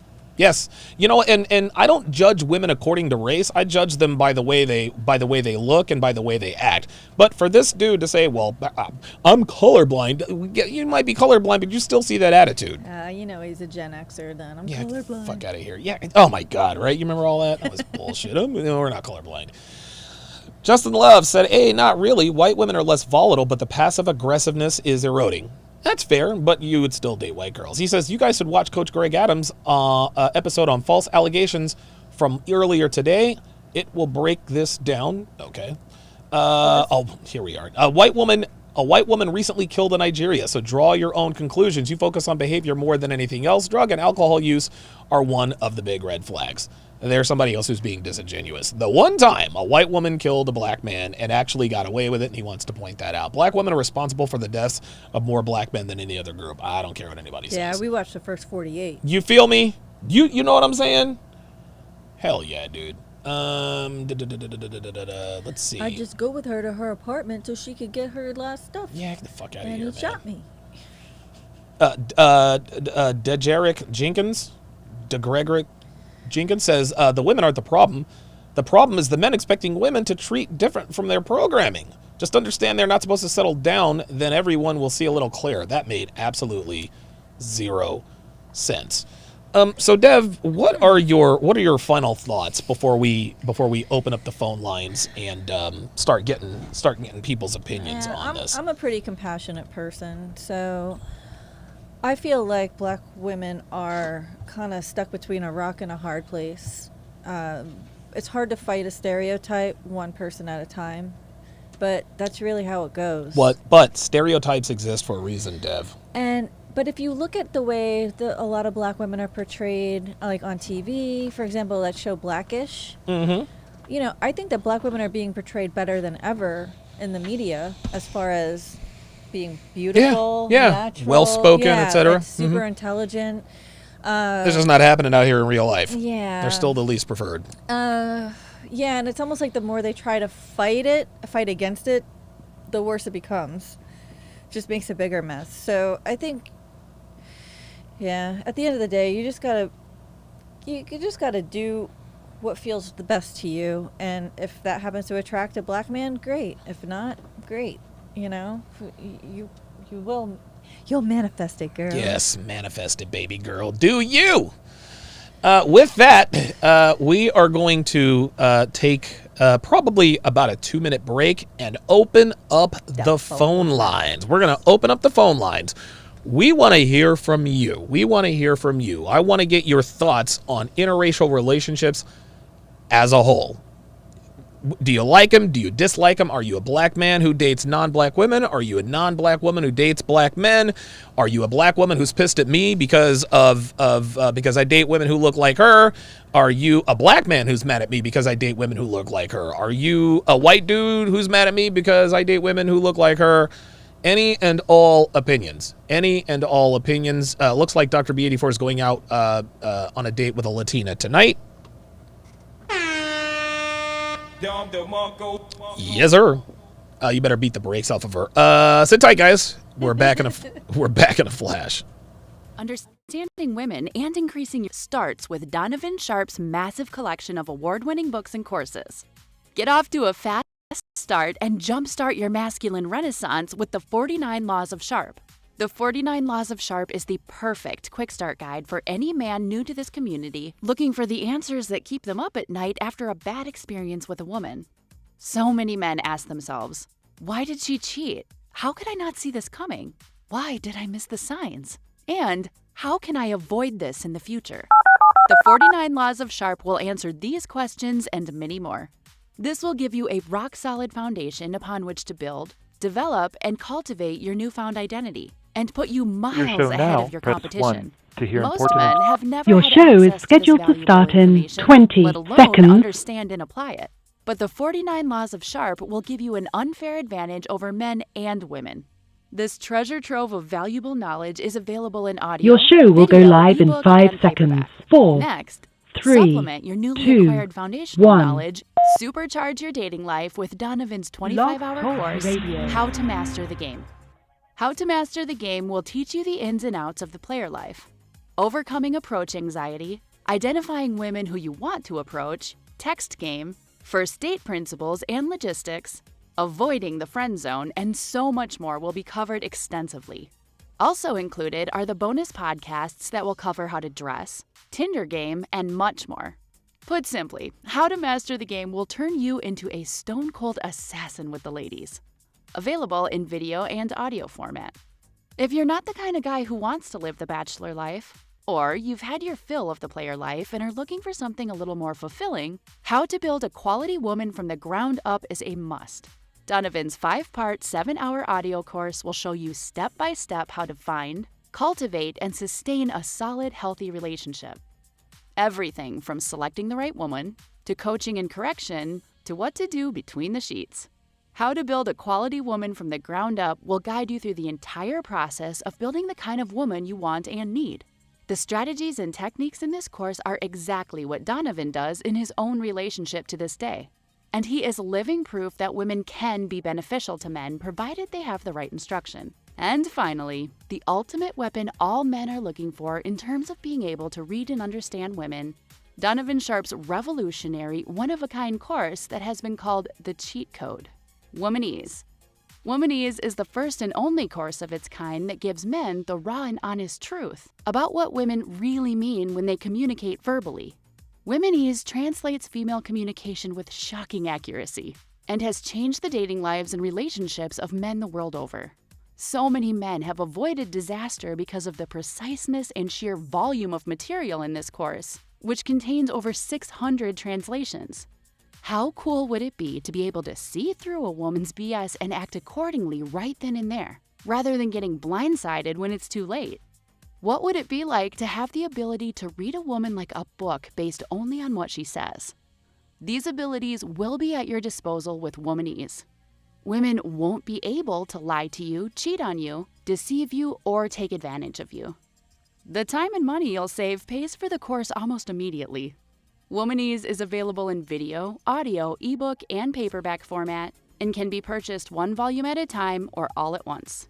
Men in his community often state that the best investment a man can make is in himself. Donovan's extensive educational materials will take your life to the next level. And the only place you can get this life-changing knowledge is tsracademy.com. Link in description.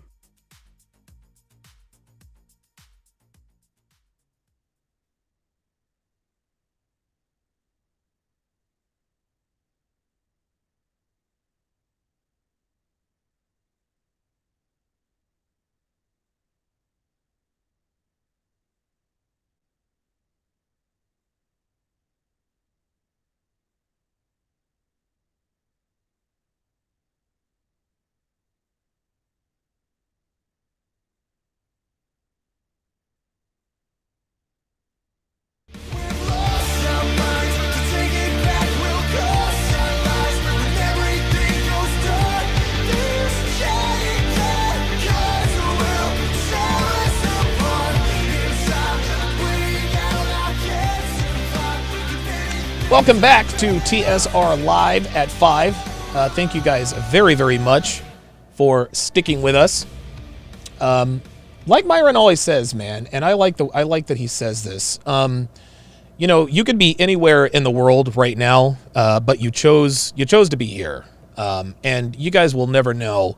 You guys will never know how much, truly, how much I appreciate the love and support that you guys give me on a daily basis, man. I really, really do appreciate it. I appreciate you guys sticking with me.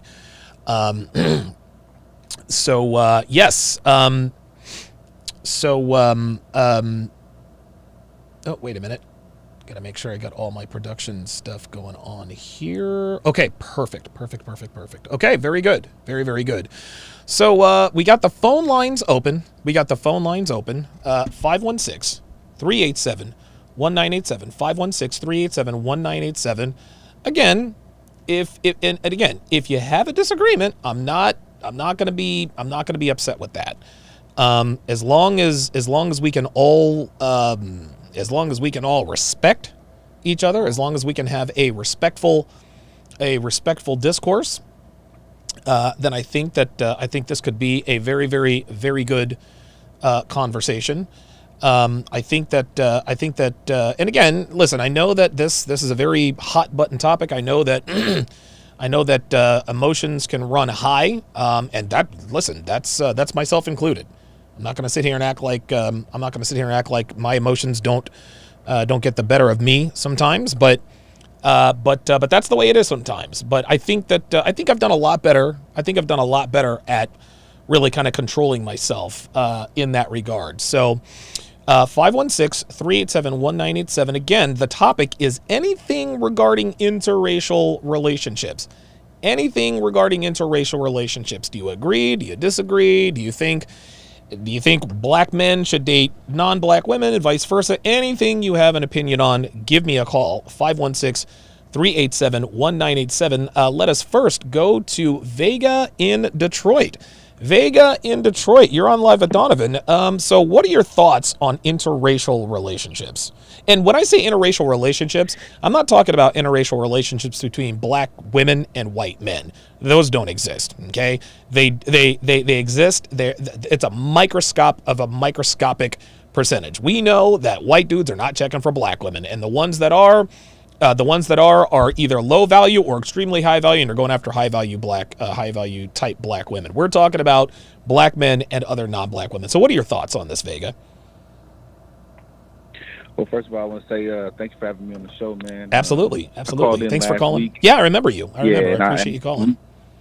Yeah. So I'm a little calm now, but I got you. I would want to say, man, yeah. To be honest with you, I don't know. I'm kind of mixed about it, to be honest. I would have said yes entirely, because I do think that at this rate, black women are.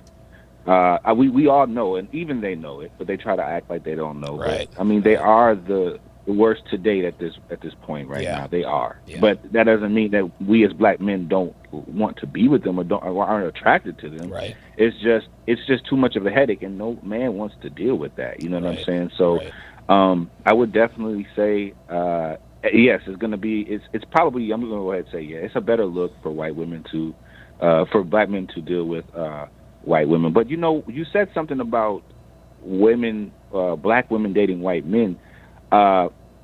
It's funny you say that. I was actually at the store. I do contract work, and I'm in Iowa right now. Oh, okay. And Iowa, obviously, people know. Yeah, there's plenty of white people here. So, Yeah, which I is think all good. I was going to And say there's only a sprinkle. I was going to say you're in Iowa, so you're probably the 5th or 6th black person in the state of Iowa right now. Right. Basically, I mean, I'm in Walmart. Like, what the hell is going on? Like, Yeah, right. But yo, for real, I'm in Walmart and I see this black girl, and I'm like, oh my gosh, she is fine. But then I look, she's literally giggling and running up to her white boyfriend or husband and like, babe, do you think we should get this and this? I'm like, oh, okay, They do I exist. see. See, she's like, it's like the one black girl that acts white. You know what I'm saying? And Yeah. there's a lot of them out here that's like that. And I know this from city to city. The black women that act white, they want to be with white dudes, which is cool. There's nothing wrong with that, but it's like, it's just so weird. It's like, I don't Isn't know. it? I be feeling like we living in a Twilight Zone, man. I don't fucking know. It's funny, and it's funny. And let me ask your opinion on this, Vega, before I let you jump, man. Minister Jap, who's going to be speaking at the CME, and his slot, interestingly enough, is Sunday morning, and I did that on purpose. Church check-in, but he says, and I believe this to be true. I want to get your opinion on this. In order for black women to date white men, black women have to change everything about themselves. They have to change the way they act, what they pretend to like, what they wear, et cetera, et cetera. Whereas black men, we don't have to change a goddamn thing when it comes to dating outside of our race. Do you? I mean, again, only talk about the experiences that you've had, but is that something that you have found to be true, or have you not seen that yet? You know what? I would only say I never had to do it. I think it's really just, if I just be real with you, I think it's really just the corny niggas that have to feel like they have to, because as a man, you should never change yourself for a woman. She should accept you, Yeah, so no, I think it's just the dudes who either A, were already like that, or B, just really are trying to fit in and just trying to impress somebody, because you don't got to do all that shit. No, I mean, I've seen people do it, though, and I'm just like, dude, you don't have to do that. Like, bro, you're just doing be too yourself. And I notice white women, I will say this, white women will, if they really like you, and especially as a black dude, you can just be yourself, and they will just fall right in the program, fall right into line. You know what I'm saying? Listen, so, dude. Definitely. Real quick before I go, I just want to say something really fast. Yeah, sure. As far as black women in your own, I've been waiting to hear you say this, dude. So if you could just, at any time, I'll be waiting. Let me know your personal situations and relationships with black women. And I remember you said you lived in Atlanta. I would love to hear that story, and I would just love to hear what your personal experiences with black women are, man. I would just love to hear that. Yeah, absolutely. And real quick, and I'll let you stay on the line, because I want you to get the last word on this. Just so you guys know, we're experiencing some extreme weather out here in the Northeast. So if all of a sudden, my stream cuts out, it's because of the weather. We've got a weather warning, tornadoes and all that good stuff. So I don't know, we might lose power, and if we lose power, we'll use internet. When I lived in Atlanta, the very first time I lived in Atlanta, I was married to my first wife, Darcy. And the interesting thing is I wasn't really paying attention to the way black women received me, because I was just there to work at that point. The second time I lived in Atlanta, this was after my horrible breakup with Amy. And at that point, I'm newly single. The black women there, they would come on to me all the time, because I'm tall, the way I carry myself. Then when they hear me speak, they really want to know if you're interested. Unfortunately for them, I lost my taste for black women a long time ago. So I just don't mess with them like that anymore. Not only that, I didn't see one black woman in. Now, keep in mind, I was in Clayton County, which is the most ghetto county in the Atlanta area. Dude, Clayton County dude, Forest Park, College Park, Riverdale, East Point. You know what I mean? Like, oh my God. Listen, man, that's why, dude, Old National and Godby Road, listen, my mother, when I moved to Atlanta, when I moved back to Atlanta after getting kicked out of the state of North Carolina, I moved in with my mother who lived on Godby Road. So I know what Ludacris is talking about. It's Ludacris on Old National and Godby Road, right? But yeah, I didn't, at that point, I didn't see one African-American woman that I was attracted to. I'm breaking down a dating show, and thanks for the call, Vig. I appreciate your honesty. The deal is this, and somebody said in the chat that Shanique from The Ultimatum could date white guys. Abso-fucking-lutely. She absolutely could. She could date white guys if she wanted to. That is for sure. And Shanique wouldn't have to change anything. And the reason why Shanique can date white guys if she wants to is because not only is she is highly, highly attractive, but she's well-spoken, she's feminine, and she's friendly. She's fit, she's feminine, and she's friendly. Even if she didn't look as good in the face as she does, because Shanique is fucking gorgeous. She is fucking beautiful. Like, she is unbelievably beautiful. I don't know what the fuck Randall's thinking. But but she can easily date outside of her race because of the fact that she is fit, she's feminine and friendly. It has nothing to do with her race at all. I appreciate the call. Let's go to hang on a second. Hang on a second. Sorry about that. 516-387-1987. Let us go to Randy in Brooklyn. Randy in Brooklyn, what are your thoughts on interracial relationships? Okay, can you hear me? I sure can. Okay, sorry. Sure. My personal feeling is that I like it because I indulge in it. I mean, I was like in between complexion and like what you said before. I speak English, and I could be myself, and everybody else accepted me, and I would get someone look at me twice, and what I eat, how I dance, or whatever. Yeah. They always getting judged. Other women were like, "We like you, we don't care." So I mean, basically, I like who likes me. That's basic. That's the basic law I live by. There you go, Randy. And in most cases, as far as people complaining about interracial dating, people complain about what they can't indulge in. Boom. If you can do it and someone else can't do it, they got a problem. Yep. If they could do it, they'd have nothing to say to you. That's right. I think the reason why, and here's one thing that I really want to key in on that you just said, Randy. I like who likes me. This is the thing. Black women are always complaining, oh, black men don't like us, they don't like us. Listen, we go where we're appreciated. That's what it really comes down to. Black women don't appreciate black men. And it's not that they don't appreciate us. It's gone even further now. They cheered over the death of Kobe Bryant. They cheered over the death of Kevin Samuels. You expect us to want to date you after you are throwing parties and dancing on the graves of black men just because they were with someone with a lighter skin hue than you? That to me, that put the nail in the coffin in terms of black women's relations with black men. It is over. I'll give you the last word. But here's the catch. It's like if you approach them and at one point you wanted them and they don't want you, but now you don't want them and now they're mad at you. Think that makes sense? Dude, it's unbelievable. What? It's unbelievable. And here's the thing, Randy. It's that they always, it's just like you said, the reason why there are some black women who don't mind interracial dating. They don't. These are the black women who can indulge in interracial dating. They can date outside their race. But there are some black men who are very anti-divester. These are the black men who cannot date outside their race. Fortunately for us, there are a lot less black men who don't realize that they can date outside their race than there are women who don't. And so most black women cannot date non-black men, whereas most black men can date non-black women. And this is why we're in the driver's seat. I appreciate the call, Randy. Thanks for calling in, man. Okay. Randy in Brooklyn checking in. Yeah, I appreciate that. I appreciate that very, very much, man. Yeah, listen, man, the reason why anybody who hates interracial dating, or any person of color, any black person who hates interracial dating, is simply a black person who cannot date outside their race. Dre Raven on the Sharpe stream side says Shanique isn't combative, and that's why she could easily date any man. That is 2,000% true.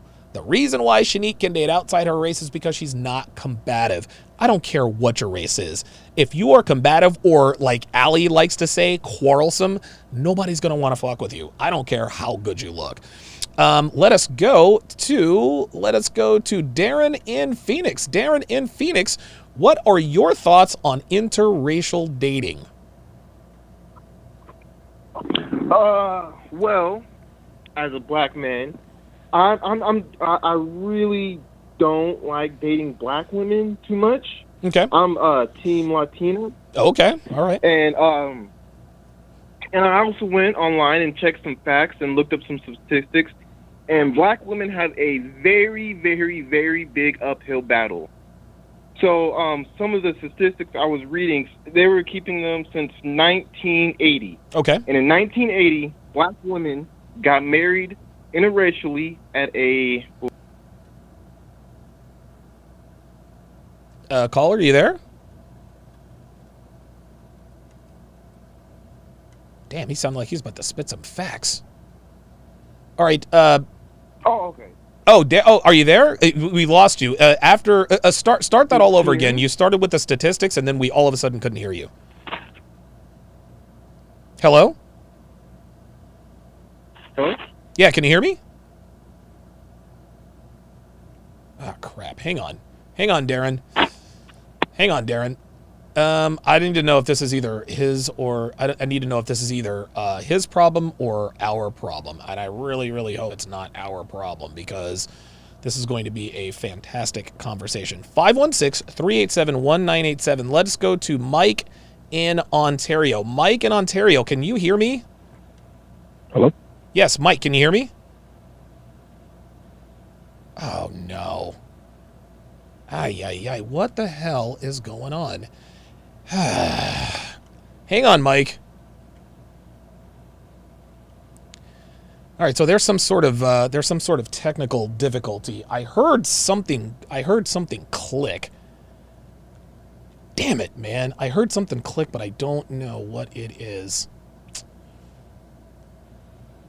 Darnell in Phoenix, are you still there? Hello? Yeah, Darnell, you there? Of course, Blog Talk Radio would have to choose today to start tripping. So here's what I'm going to do. I'm going to open up the phone lines again. I cannot. This is one thing that I really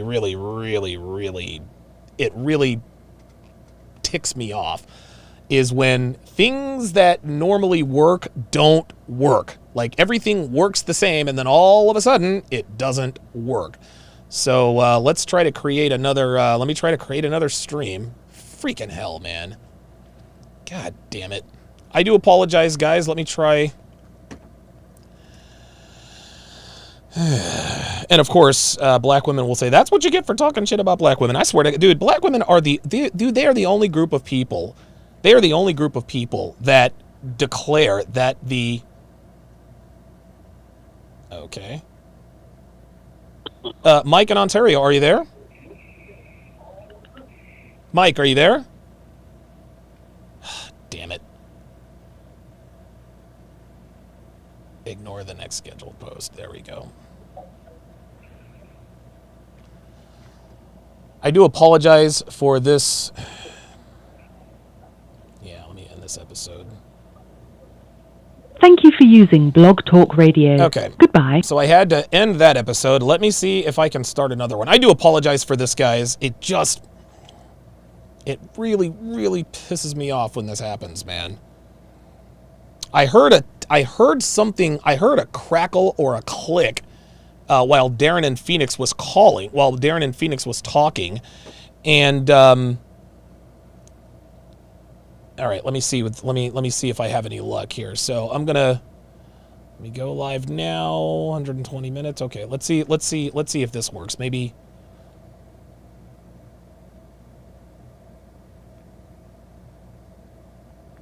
I'm gonna direct connect here. Sorry about this, guys. I do apologize for whatever reason.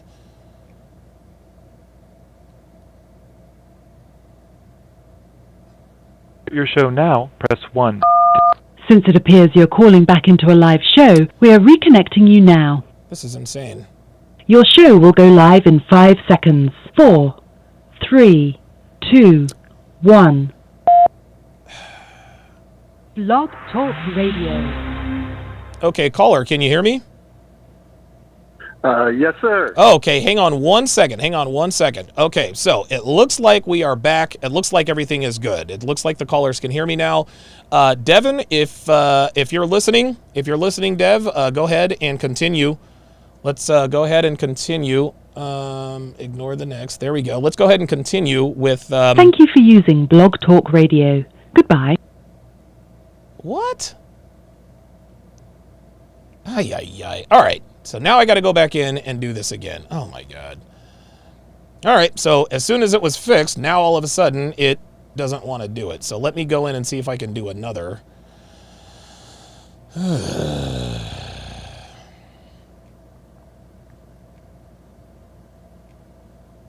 All right. Let's try this again. And I do apologize, guys. This is just fucking hell, man. I fucking hate when this shit happens, man.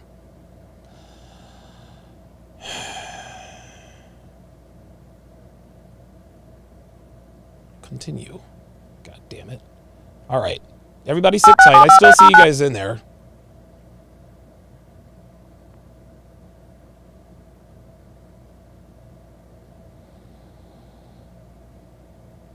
Your show now, press 1 to hear important... Since it appears you're calling back into a live show, we are reconnecting you now. Your show will go live in 5 seconds. 4, 3, 2, 1. Blog Talk Radio. Okay, all right. Let's give this again. God, man, this is... I hate when this stuff happens. I absolutely fucking hate it, man. I absolutely hate it.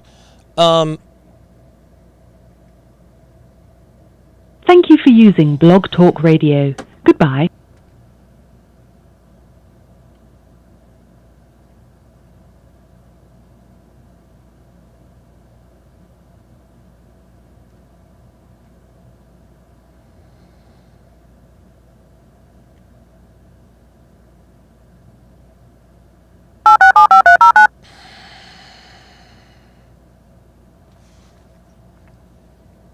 It's been a while since I've lost my temper on the air, and I'm real fucking close right now. Your show now, press 1. Since it appears you're calling back into a live show, we are reconnecting you now. Your show will go live in 5 seconds. 4, 3, 2, 1. Blog Talk Radio. Okay. All right, Dev. All right. Jump in again. I do apologize. This is just... All right. Okay. All right, let's try to get this thing back on track. I hope this will, I hope we're good to go now. I'll tell you what, man. The thing that dude, my biggest pet peeve, man, is, oh my God, is when things don't work the way they should work. It is just oh my God, it is the worst. It is absolutely the worst. Okay, so it looks like everything is working again, unless it unceremoniously ends again. Give me a second, guys.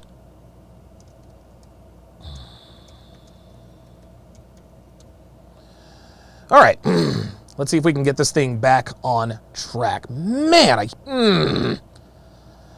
you guys know how it goes, man. I carefully craft these shows. I'm very, very particular about the preparation and the graphics, and when things that are not under your control go sideways, it is absolutely infuriating.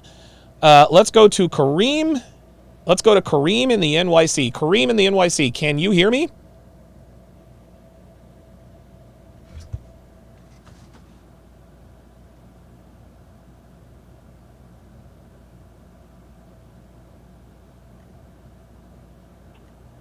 Hello? Jesus. Area code 734, are you there? Yep, this is your boy Mikey Stepback. Can you hear me? Basketball Dominance. How you doing, Donovan? I'm doing good. How about you? Good, good. I want to get into it. My thoughts on the interracial relationships. I'll tell you what. I've had great relationships with white women and Spanish women. Definitely more malleable. Yes. The problem comes with the feeling when you're with the entire family. A little bit awkward for me when you get into that ideal.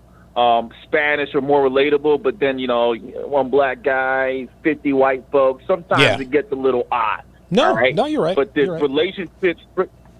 relationship straight with the girl, no offense, yes, white woman, Spanish woman have been the top of the charts. But black woman, a little bit different, a little bit more aggressive as mentioned, but for me, I think I would end up with more of a traditional black, maybe an upper middle class, richer black family. They seem like they have some of the characteristics of the white females that I've dealt with, and then you would have that awkwardness with the family affairs. Again, other than that, white woman, Spanish woman are probably my preference. Okay, the all family aspect really kills it for me. Yeah, it's interesting because I've never really thought about and this is one thing that I think that black men need to be aware of. When you're dating, like when you date a white girl, eventually you are going to have to meet her family, and it can be a little bit odd. It can be a little bit odd that when you're. Thank you for using Blog Talk Radio. Goodbye. Can you still hear me?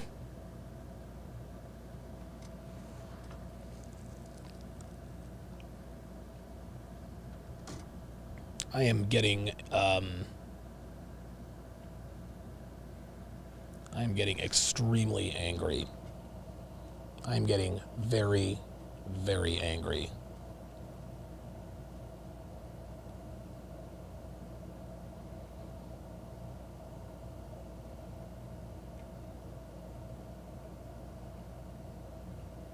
This is making me extremely, extremely angry. Like, I am really...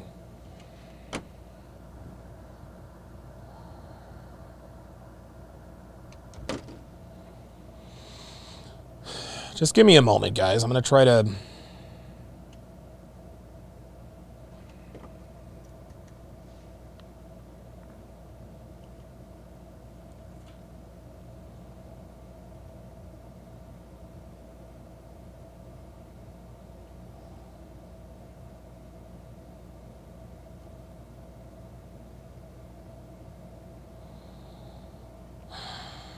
I do apologize for this. I don't know what in the world is going on with Blog Talk Radio of all of the fucking days. And I reached the limit of studio fucking shit for the goddamn day. Fuck! Shit, man. You gotta be fucking kidding me.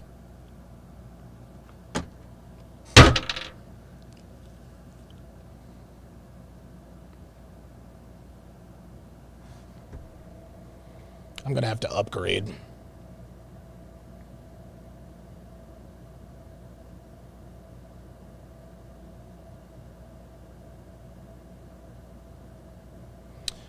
All right, guys, I'm going to have to upgrade my plan here. Just give me a second.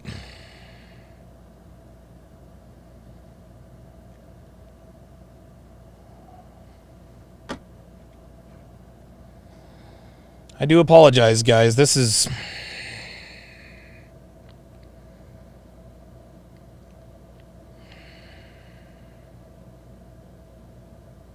unfucking believable. Now my goddamn phone ain't working? Like, what are we doing here?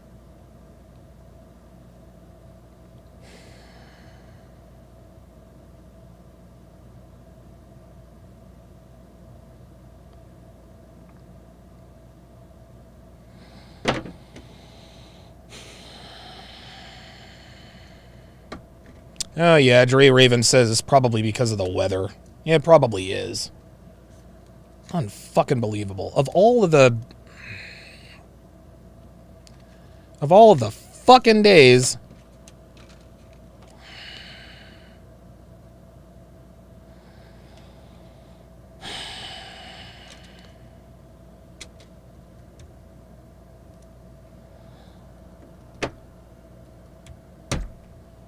Can't stand this shit.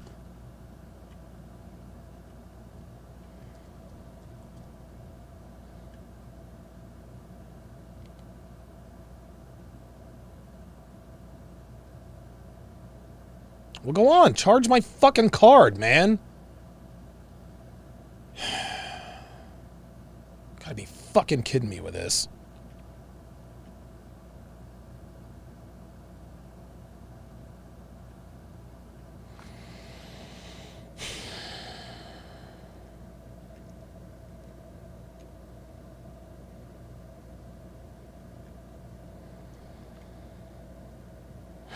When you work as hard... Now it's... So I've upgraded. I just paid the money and it's telling me that I've reached the fucking...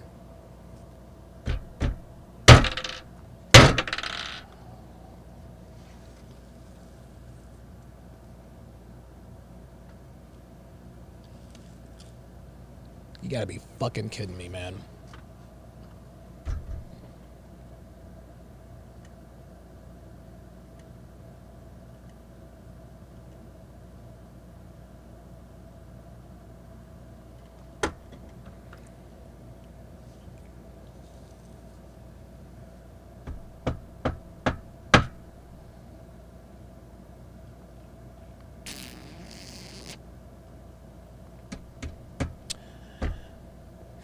Well, guys, I apologize.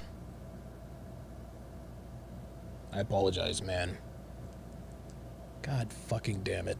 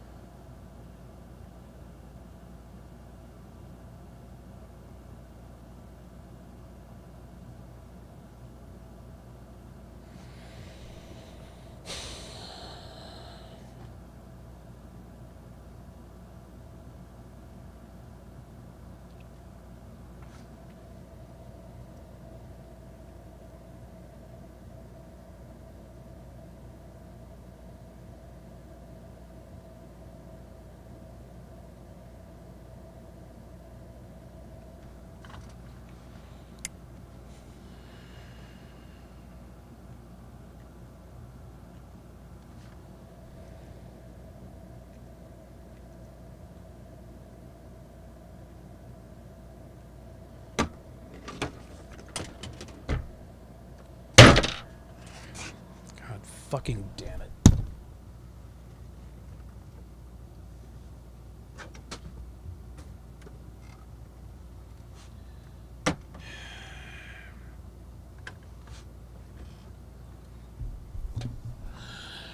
Well, this is the real me, y'all. It's been a while since I've...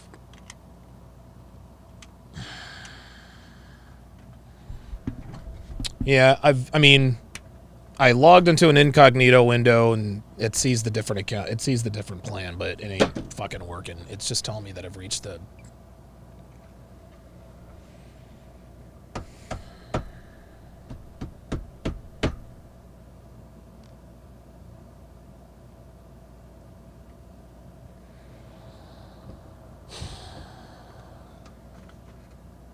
You work on this shit all fucking day.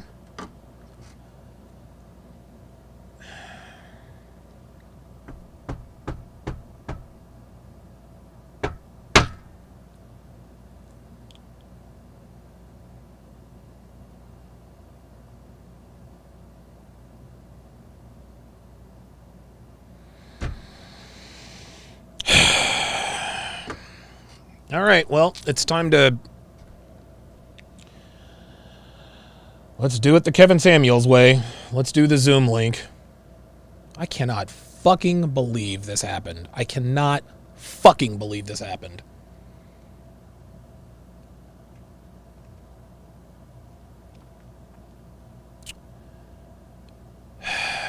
All right. So here's what's going to happen, guys. I'm going to put in the...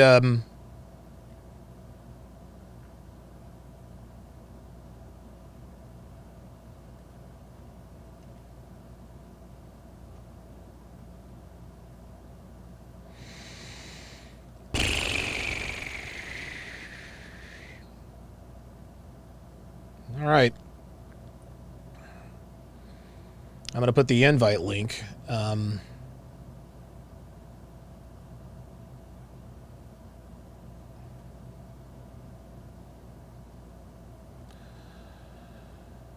my God.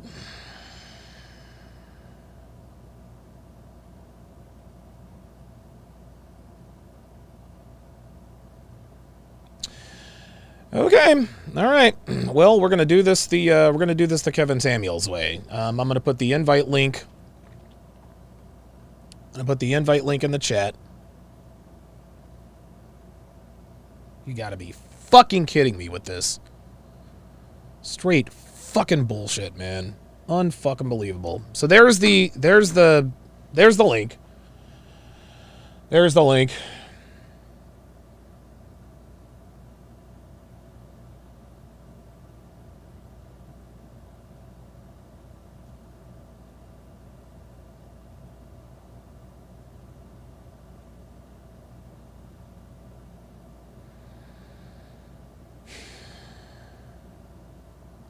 Dev, if you're in the chat, put the link. Put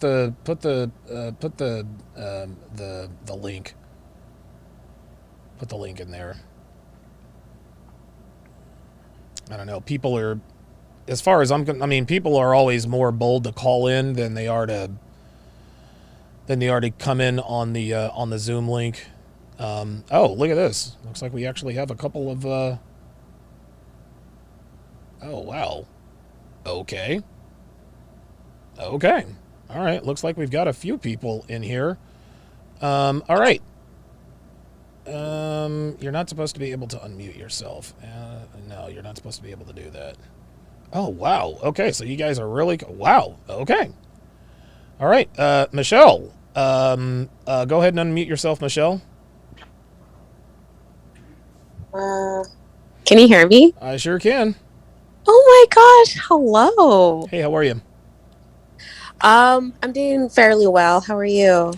A little frustrated. It doesn't take much to get my chili running hot, but once it does, man, we're in big trouble. But everything is good. So what's going on? How are you, Michelle? Oh, I'm doing good. I'm doing fairly well. Yes, what was the topic that you brought up earlier? This is interracial dating. Oh, yes, my thoughts on it. Yeah. Correct? Mm-hmm. Okay. For sure, I think that interracial dating is like super beneficial to all parties involved, especially when it comes to other cultures meeting and intermingling with other cultures. I think that's like a really eye-opening thing. Adds to diversity. Okay. All right. Now, are you black or white, if you don't mind me asking? I'm black. Okay. And my guess is that you can probably someone who sounds like you, I can tell right now that you don't really sound too combative. Are you a black woman who can you're probably a black woman who can date outside your race. Am I wrong about that? Yeah. I usually do. Okay. I don't know. I get sometimes chastised by, my family members. Really? But yeah. Because Wow. they're always talking about, if you have a kid, we want the kid to look like the family type thing. So, right. yeah, you get what I'm saying. So what are your thoughts on that? Because now I decided early on in life that I did not want to have kids. I did not want to have kids. I'm a selfish son of a bitch, et cetera, et cetera. What, and I understand, from a racial standpoint that you do want your children, your offspring to look like you. So what is your answer to your parents and your family when they say, hey, you want your family to look like you? What am I supposed to do? What do you say to that? I don't know. I usually just try to change the subject because I just feel extremely awkward. Okay. Extremely awkward when it comes to questions like that. Okay. And when it comes to questions like that, I don't know. I'm just really awkward. That makes sense. No, that makes perfect sense. So what is the answer? So I guess I'll ask you. And listen, I don't care that you date outside your race. If that's what makes you happy, that's what makes you happy. Is what's more important to you? Your children matching you skin tone wise, or actually being with a guy that you want to date? I don't think it has anything to do with the skin tone. I think it's mostly the phenotype that they're focusing on. Fit, feminine, and friendly. Yeah, right. Exactly. Well, hell, I guess while we're at it, let me go Kevin Samuels on you. How tall are you? Oh, yeah. I'm a bit on the short side, so I'm 5'2". 5'2". Dress size? I don't wear dresses, but okay. For jeans, I do wear a 24. Okay. I don't know what that means. I have no idea what that means. All right. Well, I can try to look up the conversion chart. I don't know. That's quite all right. I appreciate you. I appreciate you calling in, Michelle. I appreciate it. Thank you very much. Oh, for sure. Absolutely. I have no idea. This is why Kevin Samuels is the GOAT, man. Because I can't, and I'm gonna have to take this graphic off of there. This is why Kevin Samuels is the GOAT, is because I don't know what the sizes are. So I'm a little bit new to this. All right, let me see if I can rescue this podcast. Let us go to Stoney. Stoney, go ahead and unmute yourself.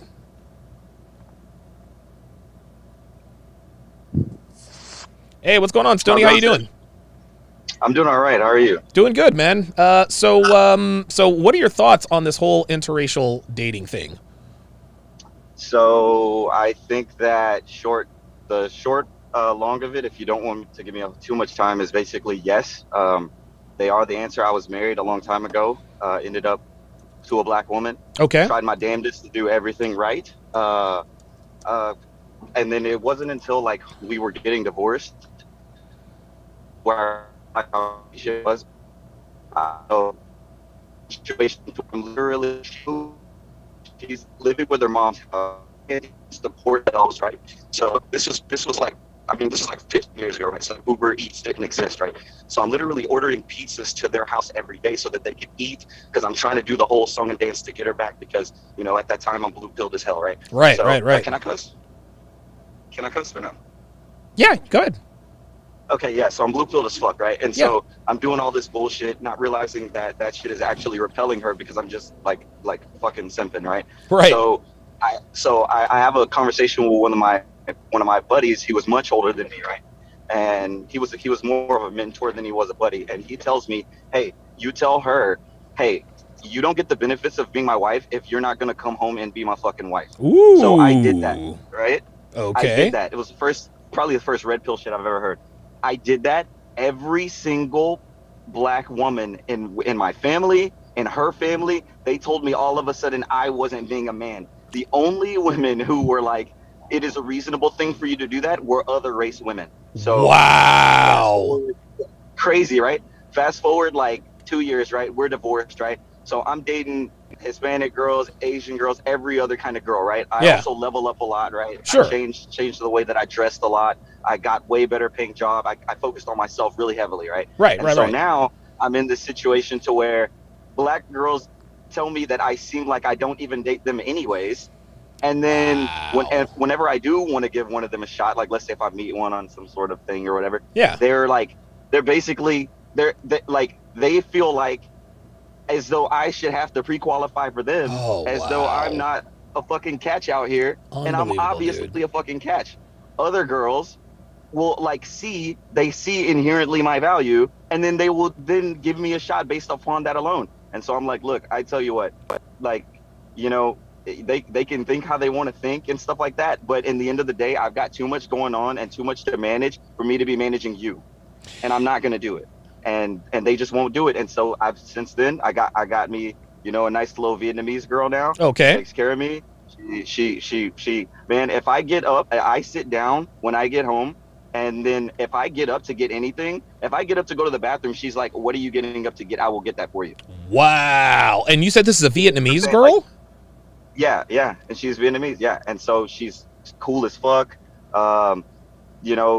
She actually honestly, to be honest with you, we dated for a while, but then we broke up. We were off and on for a little bit. Then she actually started watching Kevin Samuels. Oh, and wow. all of a sudden she came back after we had because we were off and on for a while. She came back after watching Kevin Samuels, realizing he level set her is what I call it. He level set her, and ever since then she has treated me like gold because he put her basically in this perspective of you got a high value man and you didn't even know. Unbelievable. Now let me ask you something, Stoney. What are some of the main differences that you discovered yourself in terms of the difference between black women and white women? Because you were, or non-black women rather, because you were married for, how long were you married for? I was married for 3 years. 3 years, okay. And my guess is that you've probably dated both black women and non-black women, correct? Oh, for sure. Okay, for sure. so a big difference. Keep going. Yeah, I was going to ask you, what are some of the main differences that you've experienced in dating black women and non-black women? Okay, I've noticed a ton of differences, but the first big difference that I noticed was that I had to work late, and I would call them and say, hey, we had late. All right, Stoney, you're breaking up a little bit. The time that I told that to a non-black girl. Mm-hmm. Oh, sorry about that. Hang on, Stoney. I'm going to come back to you. I'm going to come back to you. Go ahead and unmute yourself, Stoney, because you were breaking up there a little bit. I don't want you to wreck yourself. Gotcha. Okay, so start again. What are some of the main differences? So what was the one thing you told to a black woman that you didn't tell to a non-black woman, and what the reaction was? Okay, so the first that I told her was I was like, hey, I got to work late because I have to work. I'm in tech, right? And so sometimes stuff goes wrong. I'm in cybersecurity, that kind of thing, right? So when there's a breach or something bad happens, I got to work a lot of hours. So, sometimes we'd have plans and I'd say, hey, I got to cancel this. When I canceled plans to work late with a non-black girl, they were just like, oh yeah, I get it. Work comes first. Okay. You do that to a black girl and you're cheating. Where are you? They're trying to FaceTime you. They're blowing you up. Take a picture of me. Yeah, take a picture of yourself where you're at right now. Oh my God. All this other stuff like that. Yeah, it was crazy. And I've even told some of my buddies who have only dated black women who are black, and I'm like, hey, do you know that that other races of girls don't do this? And literally their minds are blown. One of my buddies, he was with his fiance, they were both black. Yeah. And I told him that this happened, and she was like, stop telling him stuff like this because he's going to she basically didn't want his eyes to be opened up to where there you go, man. There you go. And I can promise you this, Stoney, that whoever that girl was, she probably doesn't like the fact that you're friends with him. And this is not just a race thing. A lot of times, Stoney, what ends up happening is women of all races, they don't want men with red pill awareness influencing their other friends, because they know, hey, this guy is opening his eyes up to things that I don't want his eyes to be opened up to. That's the way it was. I'll give you the last word, Stoney. I'm just going to say, for all the people listening out there, it really is a tremendous difference. The culture really matters. The other races were not taught to hate their men intrinsically for no reason. They were taught to cooperate with us in a lot of ways, and I find them to be very cooperative. I'm not saying that's all of them, and I'm not saying that they're all saints or anything like that. Sure, of course. Especially because we all know how the westernized feminist agenda is all chaotic and stuff like that. Okay. But when you find one that actually just doesn't want, if you find one that's she might be red pilled but not know she's red pilled, and I guess what I mean by that is she wants more of a traditional situation. Okay. If you find that and she's not black, you're gonna find yourself a much more situation that is gonna be more.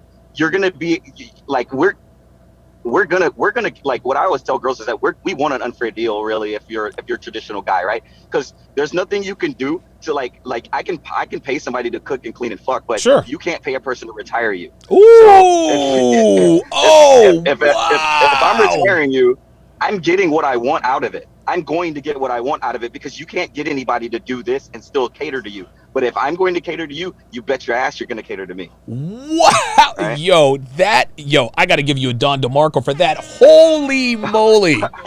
Dude. My first Don DeMarco. Stony, bruh, you dropped the mic. Oh my, listen, Stony, thank you very much for calling in, man. That was unbelievable knowledge. Thank you. Oh, no problem. I'm gonna show this to my viewers. You should, man. You dropped the mic on that one. Stony dropped the mic. He absolutely dropped the mic. That makes, and by the way, Stony, Geeky Anomaly says, Cybertech, my team, Stony, come to DEF CON. So I guess you got a job offer. Dude, that is the most incredible thing. That's the most profound thing I think I've heard about the dichotomy between men and women that I've heard in a long time, maybe ever. Because we as men, we can pay for what we want. We can pay a woman to cook. We can pay her to clean. We can even pay her to have sex.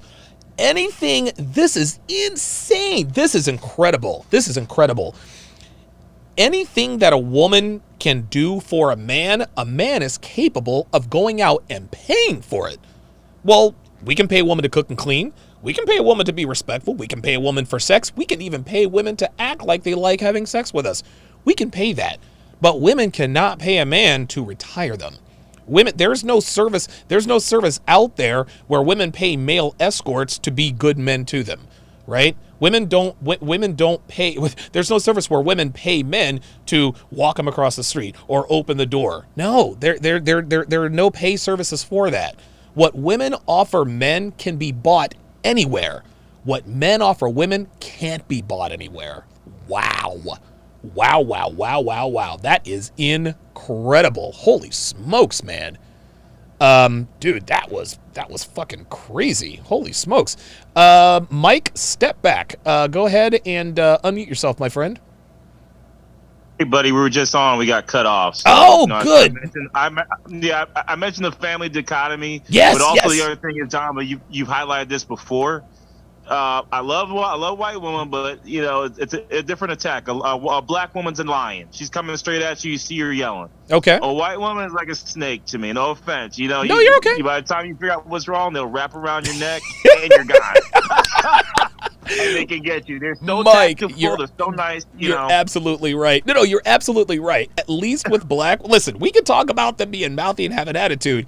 At least with black women, at least you know where you stand with them, right? Yeah, you might not like the attitude, and she might be out of pocket, but at least you know what you're gonna get. White girls, on the other hand, oh yes, white girls can play that fucking role, and by the time you figured out what happened, you've already been snake bitten. Wow, very good, man. Now let me ask you. I'll go on mute. No, okay, very good. Mike, step back with a step back 3. Holy smokes. That was unbelievable. Rebel 5150. Go ahead and unmute yourself, my friend.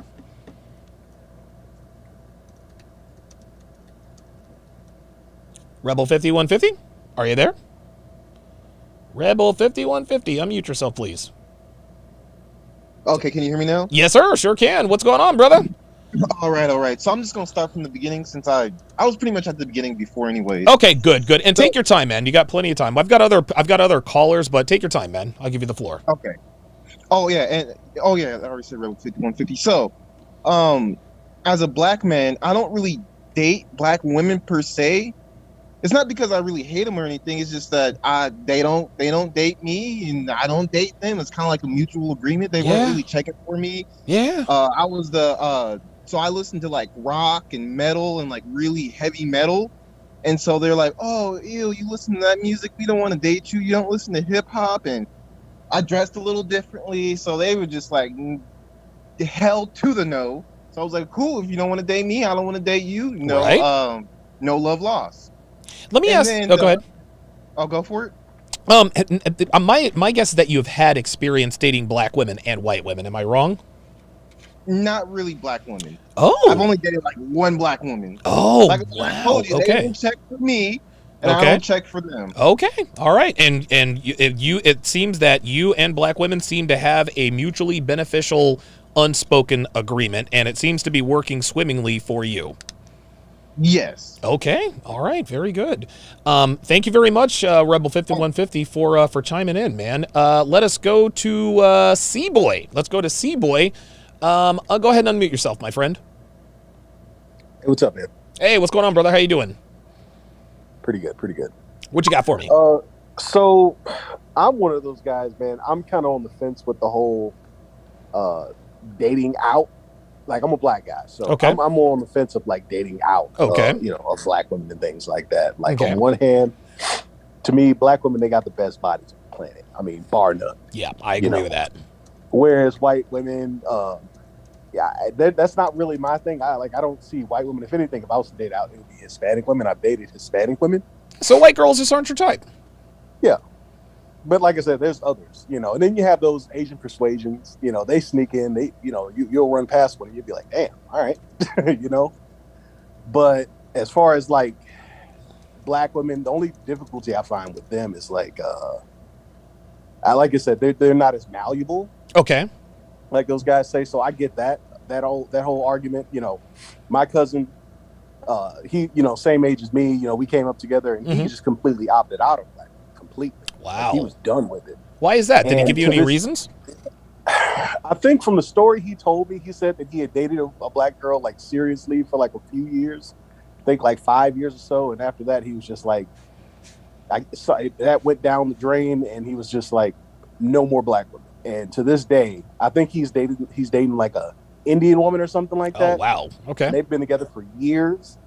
So I'm like, damn, dude, like he held true to that. I don't know what happened. He stayed the hell up out of there, didn't he? He was just done.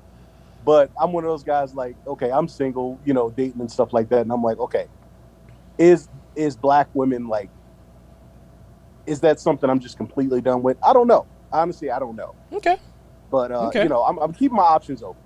Like I said, if anything, Hispanic women, that's probably where I would go if I wasn't to go with black women. But as far as interracial dating overall, I mean, do what you do what you like, Okay. Yeah, it really. Men, go ahead. You should have options as men. That's absolutely. Men just like women in general. Black, white, whatever you are, keep your options open as a whole. Now, these black women, I tune into these black women channels all the time. These swirler channels. Oh my God, divestors. They're just dogged black women. They just talk so much crap, and that's something I don't believe in.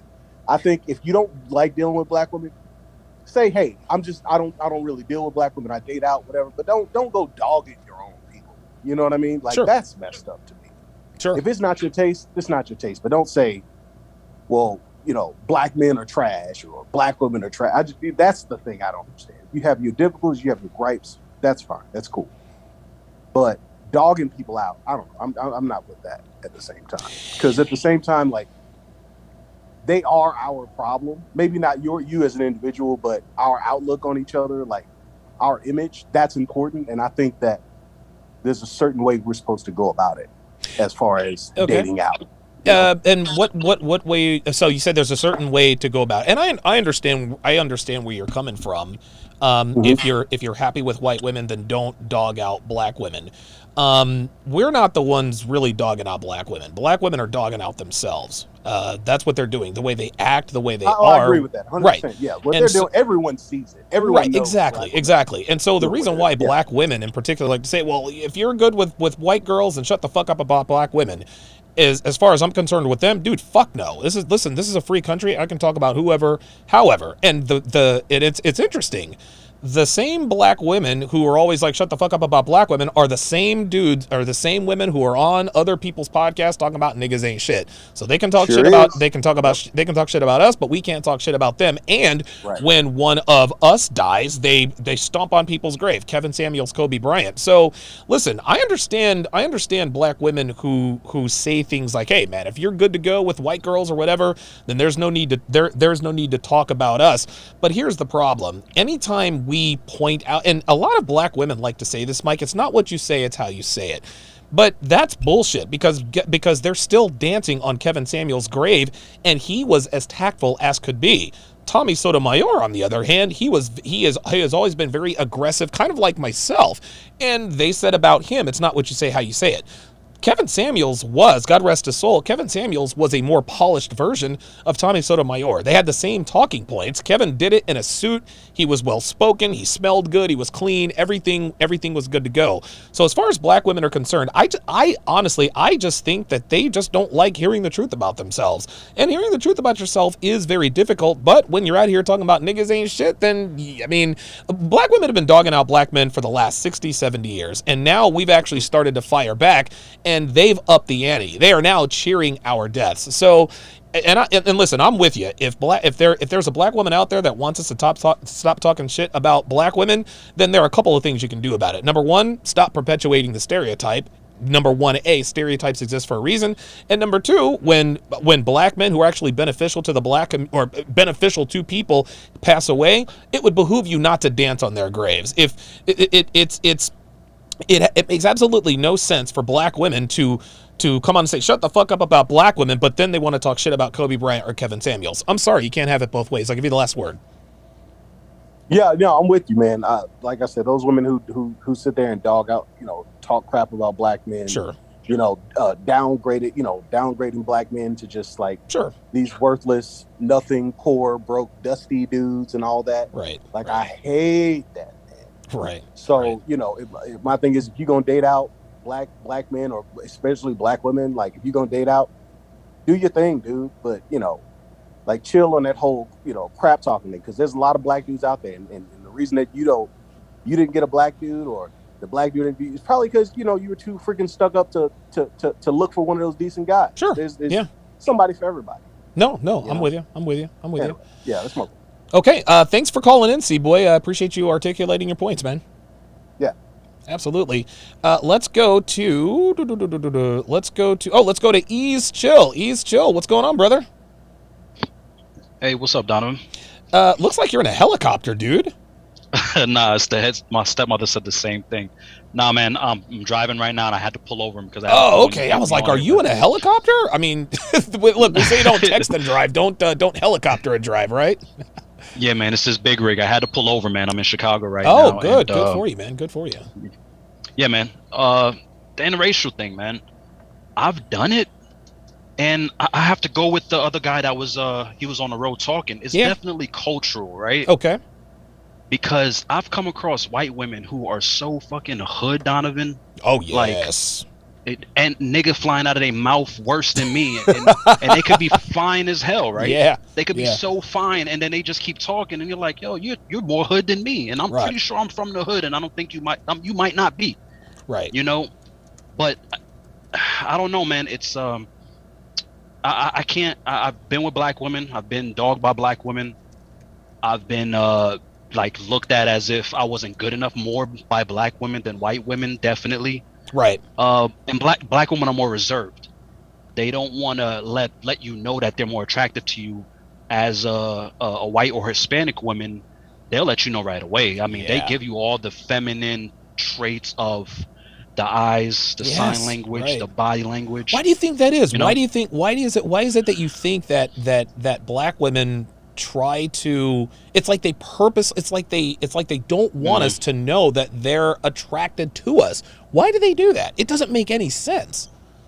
I believe it's definitely cultural, right, Donovan? Okay. Because I guarantee that if we went to, say, another country and there were black women, they could be of any other culture besides American culture, they would have a different feminine energy. Like Colombia, right? Okay. Venezuela, especially Hispanics, even the French, they just get along differently. The Western civilization way of thinking and the way that black women are mainly raised in the hood, they're more rough. Yeah. You know, it's like when I happen to be hanging out with my boy in my old neighborhood. Yeah. And the way he talks to women, I mean, we're riding through the hood. The way he talks to women is so rough, and they just sit there smiling. Yeah, that's what they're used That's to. what they're used to. Yeah. Yeah. So it's I don't know, man. It's like sometimes I tell myself I give up on black women, but I don't think so, because I've had crushes on black women from the most since I was a kid. Of course. Yes. So, yes. But like you were saying, the other guy was saying, you like who likes you. Yeah. If you're right. not gonna like me, I mean, you know, it is what it is. But I don't know. It's. I think truly and definitely, it's mainly cultural. Okay. And I agree with you. Listen, I agree with you, EC. And this is what I try to explain to everybody when we're having these conversations. Black women mostly, for most black men, black women are our first choice. The first girls we ever have a crush on are black. My very first crush, my very first girlfriend, her name was Cassandra Harris. She was a dark-skinned black girl. She was the most beautiful thing I'd ever seen in my life. But as I started to get older, I saw that girls just didn't really pay attention to me, because just like what Jada said about Will, I wasn't hood enough. And the thing is I didn't take exception to that. I didn't say, "Oh, mom, the black girls don't like me." I as a male, I said, "Okay, this type of woman is not feeling me. So let's try this type of woman." And lo and behold, I started having relationships with non-black women. My high school sweetheart, a blonde-haired, green-eyed white girl who was a brainiac, as beautiful as she could be. Then my mom, of course, had a problem with that. But me having my high school sweetheart being who she was didn't have to do with the fact that she wasn't black. I didn't say, let me go out and get this white girl. No, I liked a girl who liked me. I was getting more sexual attention from white girls all through high school and in college than I ever did from black women.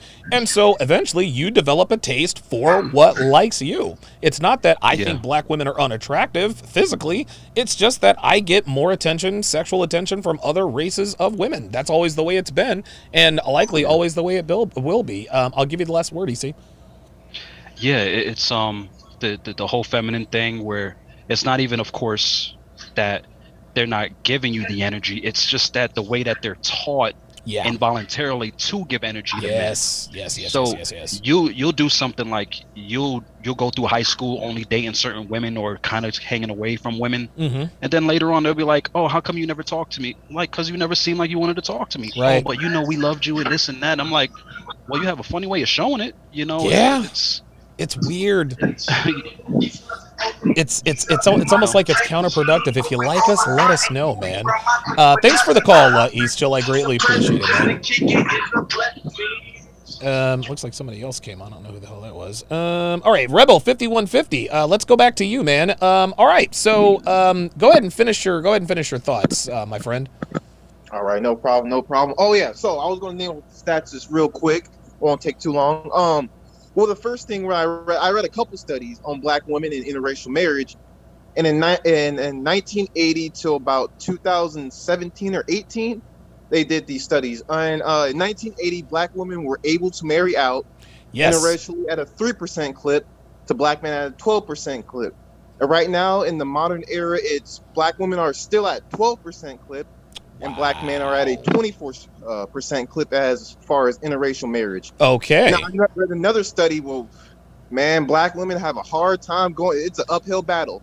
So pretty much the study said that black men who get an education, the higher the education goes, the less likely they are to marry a black woman. And this goes for any education. So college, education after college, even tradesmen, like truck driver, plumber, roofer. The more education the black man got, the less likely it is for him to marry a black woman.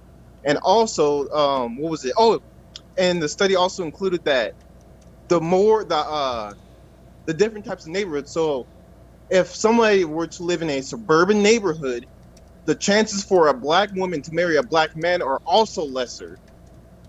Wow. Now let me. Oh, go ahead. Keep going. Okay, and then one more study. I'm just going to go through it real quick. No, go ahead. You're okay. It was interracial couples. It was about 50 interracial couples, and the men's ages. I think the youngest man was about 40, 43. And they asked him, well, what are some things or what are some takes that you think of black women or dating black women? And one of the things that stuck out, I'm not saying it verbatim, but it said something along the lines of black women are very masculine, they're aggressive. But one thing that really stuck out was it said something along the lines of the black woman's behavior that I can do everything and I am independent puts stress on a relationship that can't be sustained. Wow. Holy moly. So what are your personal thoughts on that? On black women or just like the study? No, well, on black women, and then tell me what your thoughts are on the study, and then tell me what your thoughts are on black women. The study, it was a little surprising, but not too surprising. Okay. Because, it's like, how do I put it? The higher value the man you are, the more women you can pick. And the more women you can pick, the less bullshit you're going to have to put up with. There you go. So that's what I wanted you to say. Going after you, and 20 black women are giving you bullshit. Well, you're not going to deal with that. You're just going to go over here to Becky. She ain't going to give you shit. She going to cook and clean and shut the fuck up. So I'm going to pick Becky and not Shaniqua. You better watch out, man. You'll fuck around and get canceled like Fresh and Fit, huh? Oh, man. So I'll get you out of here on this. You've dated black women and non-black women. What are some of the differences that you've experienced in dating black women versus non-black women? Well, Donovan, to be truthfully honest, I really haven't dated that many black women. I've dated one black woman. That about sums it up right there. I dated one black woman. I date white women, but I mostly date Hispanic women. Okay. Listen, y'all. Hey, Kevin Samuels had it right. Get yourself a Molly Soul. They know how to cook, clean. They can season the food.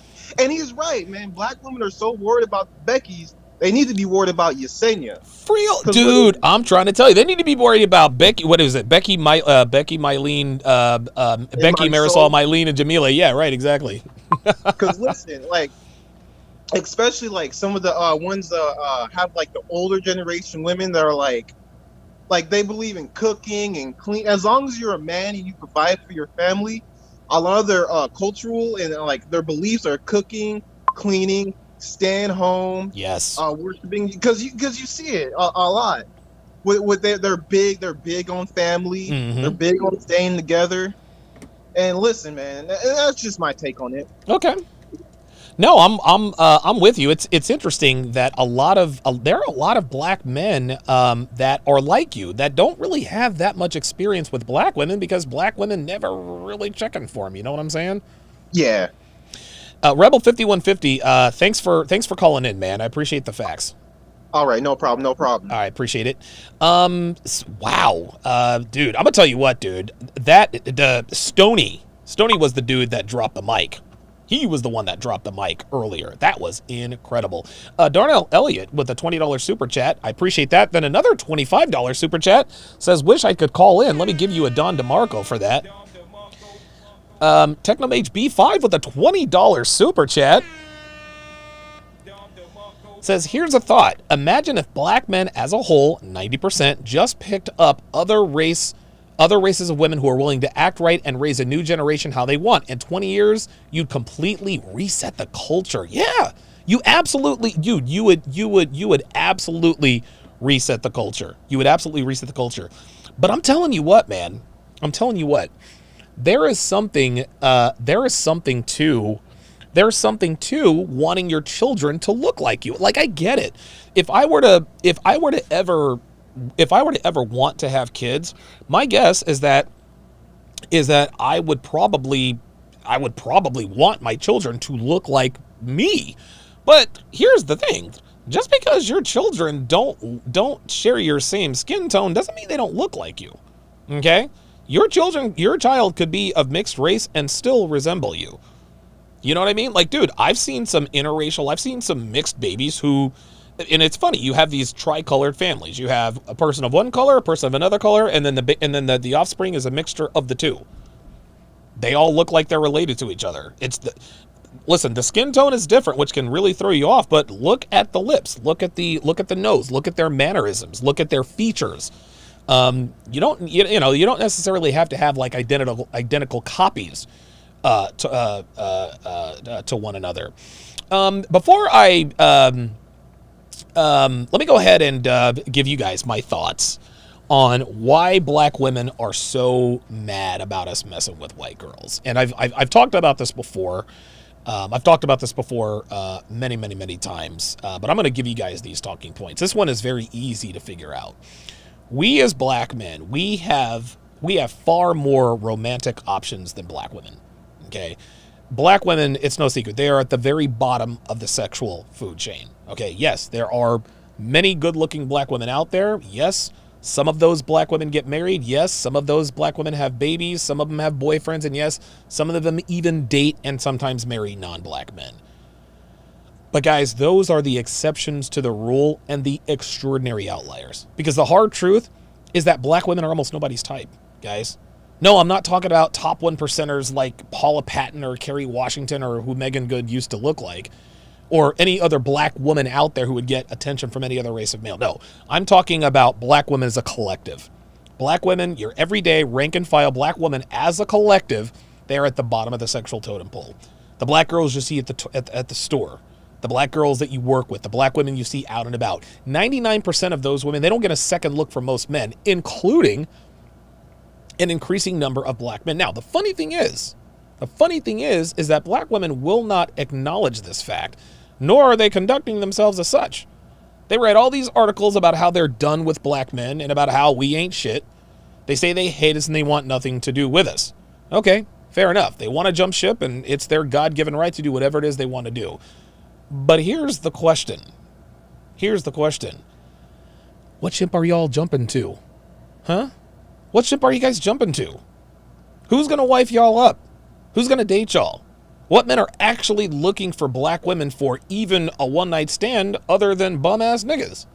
See, that's the problem with black females, man. They say they're jumping ship. They go through all the motions. They walk the proverbial plank, but when they look down, all they see is water because there's no ship to jump to. There's not another pool of men out there who are looking to commit to them long term. Somebody sent me a note on my Instagram. Heather told me, no other race of men are breaking their neck to date or marry or to be with black women. That's just all there is to it. Now, listen, man, they might get lucky, score a one-night stand with a non-black man who's looking for something exotic for the night, or maybe to get into a fuck buddy arrangement with a white guy who's, in a slump. But at the end of the day, the average non-black man does not want the average black woman. Okay? And listen, man, you divestors out here, who talk all this, I know of a black girl who hits on white guys. Spare me that. That's all bullshit. That's all bullshit. Here's another one of my favorites. I get hit on by white guys all the time, or I date white boys exclusively, or I'm married to a white man.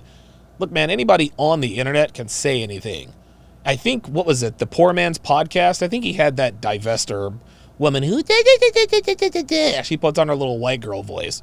She said, Jessica, the average of best girl, she's engaged to a white guy. No, she's not. No, she's not. And you know she's not. Black women straight up lie. Listen, man, you lying ass bitches, y'all ain't fooling anybody. Okay? Just because you think a white dude looked at your ass at the grocery store last week does not mean you get to make up these grandiose lies about your options on the dating market and fool yourself into thinking that we actually believe your delusions of grandeur. Okay? Listen, brothers, black men, we're a lot of things. All right? Stupid ain't one of them. All right? We live life just like y'all do. And we see what goes on out there too. And the shit y'all's lying asses claim is happening ain't happening. Okay? You want to know why? Because we see it too. Black women act like they can just say anything about themselves and assume that because we can't be there to verify what they say, that they can get away with lying at us trying to holler at them. Guys, dude, listen, you guys go to work. You guys, dude, we live our lives. We walk the streets every day just like y'all. We're not blind. We see what's going on out there, and it's nothing like you claim, and you know it. Black women actually believe that we believe what you tell us in chats or blogs or on social media about these black women marrying and dating white guys, and about how white guys just can't get enough of you guys. But when we step outside in the real world, we don't see that. We don't see any of that. Oh, all these black women, marrying white guys. They're showing commercials of black brides and white, and we don't see that. It's not out there. And you can also miss us with this. Well, I don't know where you're getting your information from, or I don't know where you live, but it's not like that where I'm at. All of that nonsense that these women are talking, that's straight bullshit, man. Yes, things do vary in different places. But guess what? Male preference is the same from sea to shining sea, which is why we know y'all are full of shit when you tell us about your white men, black woman fantasies you wished would come true to make yourselves feel better about the fact that your options of the dating market are virtually non-existent. And listen, you guys still yelling at your screens? Huh? You still think we believe your bullshit fantasies about your sea of white men coming to fuck, date, and marry you? Consider this. I said this the other day. There are no articles on the web talking about the epidemic of black women who date white men. But there are plenty of the opposite. There are no columns discussing the trend of white men marrying black women. But you certainly see those columns of the opposite, the trend of black men marrying white women. Black men aren't making these videos and asking why hordes of white guys are marrying black women. And would you like to know why that is? Because there is no epidemic. There is no trend. Sisters, white guys don't want you. And if we actually see it in real life, it is a gross outlier. Sisters marrying white guys, black men marrying black women, marrying white men, that is something that rarely happens. And when it does, it does. And any man who wipes up an average rank and file black woman as a part of the collective, that is a poor excuse of a man who couldn't marry a white girl like he wanted to. Black women were his last resort. Do not get it twisted. Do not get it twisted. Don't believe me? Look at Gabourey Sidibe's husband, boyfriend, whatever. Look at that guy. And don't talk to me about commercials that you see that feature black women with white men. Do not use movies or television shows that you see where white guys are after black girls. That shit's scripted. Stupid. Now, here's another question.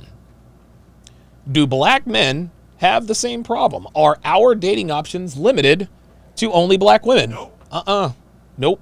Not a chance. You see, we jumped ship a long time ago. Long time ago. We jumped ship long time ago. And when we did, we had multiple races of non-black women willing, ready, and able to make our acquaintance. But please, don't take my word for it. Go outside and look around. Live life. Go to the mall, go to the grocery store, go to the coffee shop, go into the city, go into the country. Go anywhere and everywhere, and you will regularly see black men with non-black women.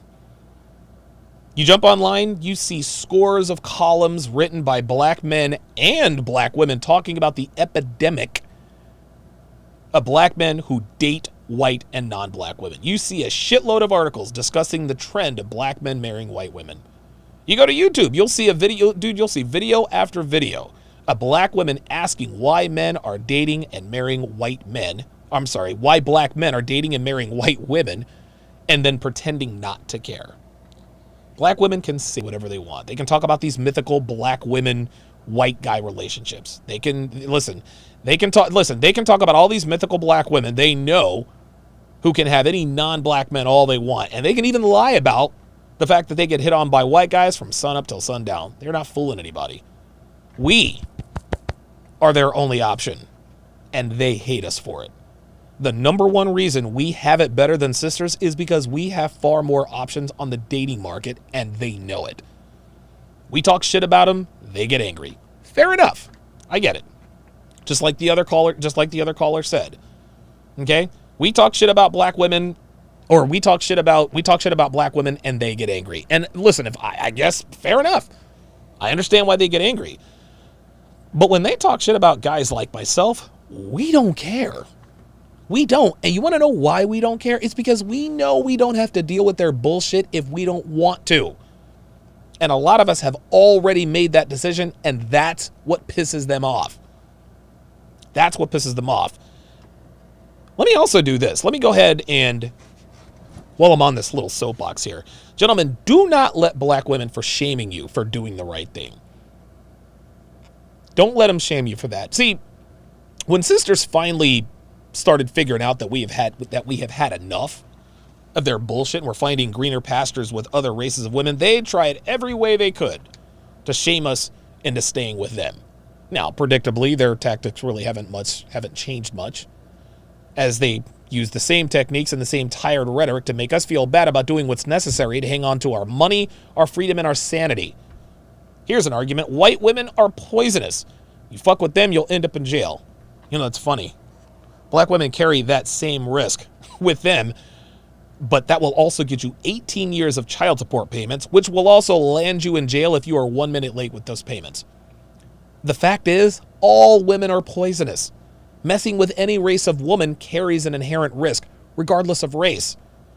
Black women are the riskiest to deal with because the bottomless pit of bullshit you can get caught up in if you make a misstep. Yes, white girls are every bit as crazy as black women. Actually, white girls are even crazier because they're allowed to be.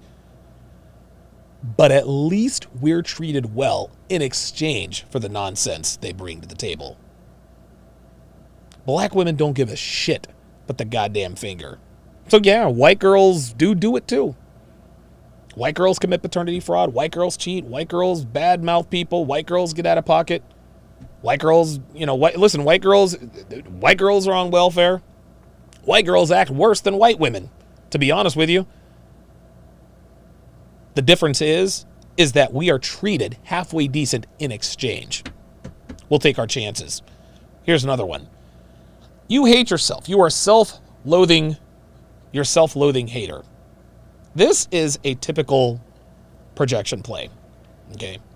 Black women hate themselves because they know they're almost nobody's type. So what they like to do is they like to use the self-hate bullshit to deflect their inner pain. All they're doing here when they say you hate yourselves, trying to make themselves feel better about the fact that black men are fucking women other than them. Okay? Any black man getting regular sex from women who are feminine, submissive, and live for going downtown, far from hating themselves. I speak from personal experience because trust and believe, I love me some Donovan. Here's another one. You wouldn't say this about your mother and your sisters. This is a predictable ploy that black women like to use to shut you up about the truth. Now, as a man with red pill awareness, you have the ability to separate the truth from familial ties. Just because your mother is black, just because your sisters are black, that does not oblige you to ignore the flaws of black women. Okay? I have written and talked about the licentiousness of my mother and my sisters multiple times, and I've had no problem doing it. I love my mother and I love my sisters dearly. I do. There isn't anything in this world I wouldn't do for them. But that doesn't mean I don't acknowledge their poor decisions. Just because someone's related to you doesn't separate you. Just because someone's related to you does not separate them from what you know is the truth. When women use this weak ass argument, you wouldn't say this about your mother or sisters, they may as well raise the white flag. Here's another one. The white girls everyday brothers date are always fat and ugly. Yeah, keep telling yourselves that. That shit is actually laugh out loud funny, because if this were really the case, they wouldn't get their panties in a bunch. Right? Why would black women get upset with fucking with white girls if they were all trailer park flea-infested fat bitches? The answer is they wouldn't. They shoot us dirty looks when we stroll by with pretty white women because they know these girls are everything they're not. Here's another one. You can't handle a strong black woman. Sure we can. But just because you can handle a bratty kid doesn't necessarily mean you want to. Men should never have to handle women. Okay? Yes, we do understand that relationships aren't all peaches and cream. But having to deal with the constant nagging, the constant bitchiness, the complaining, your 8 kids, your 6 baby daddies, and your inflated entitlement complexes ain't worth it anymore. But not to worry, I'm sure you'll have a line of white boys around the blocks, ready, willing, and able to handle your strong black selves. Here's another one. These white girls are just rebelling against their fathers. They don't really want you. They're just using you. Maybe. Maybe they are, but we're still getting the peace leave, aren't we? Huh? And dealing with a rebellious white girl who's using us to get back at her father is a hell of a lot better than dealing with the typical black female. Plus, one of the main reasons, and I want you guys to really listen up here because I think that this will explain a lot. One of the main reasons pretty young white girls date black guys, one of the reasons is because their fathers are pussies. Okay? You white fathers out there, you guys have nobody to blame but yourself that your daughters are dating dudes like me. Got nobody to blame but yourself.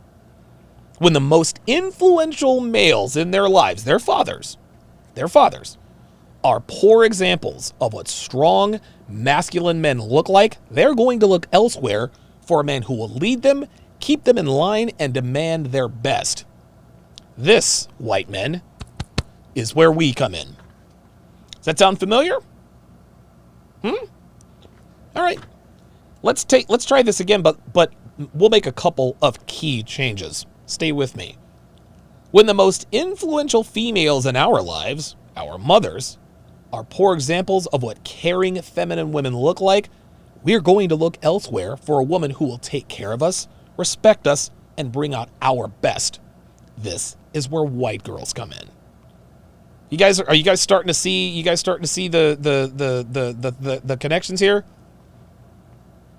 Brothers, look, man. If you want to date black women because that's your type, listen, man, I'm not mad at you. But for the brothers out there who are tired of being run through the mill, gentlemen, it's time to get off this narcotic. Man, it really is. Quit fucking with women who do nothing but bring you down. Quit fucking with women who do nothing but emasculate you. Quit fucking with women who view you as just a resource as opposed to an actual man. Do not reward these women with your time, your attention, or your money. Black women don't deserve anything from us anymore. They have overplayed their collective hands for decades, and now they're paying the price. I am always very quick to tell men that we are not entitled to shit just because we're men. I say this all the time. Listen, man, just because you're born with a cock and balls, that don't mean shit. That doesn't mean shit. If you want something, get off your fucking ass and go get it. You're a man. Act like it. Most of us have seemed to figure this out.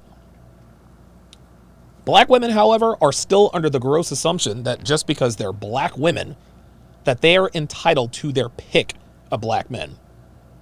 They've gotten progressively worse over the years, and really, we as black men, we're at our breaking point. Enough is enough. Enough is enough. Get you a non-black woman and call it a fucking day. And for you sisters watching, shaking your head, and telling us we worship white girls, keep lying to yourselves, man. You have to sleep at night. We get it. We understand. But one of these days, you bitches are going to wake up and realize that we don't date white women because they're white. We date them because they're not you. That's the sobering reminder. It has nothing to do with the color of their skin. It has nothing to do with us being conditioned to like European features. No, you guys did this yourselves. You guys did this to yourselves. Black women, you guys are in the position that you're in because of y'all. Don't blame white girls, blame yourselves. Pluso with the $2 super chat says, I totally understand. Appreciate that.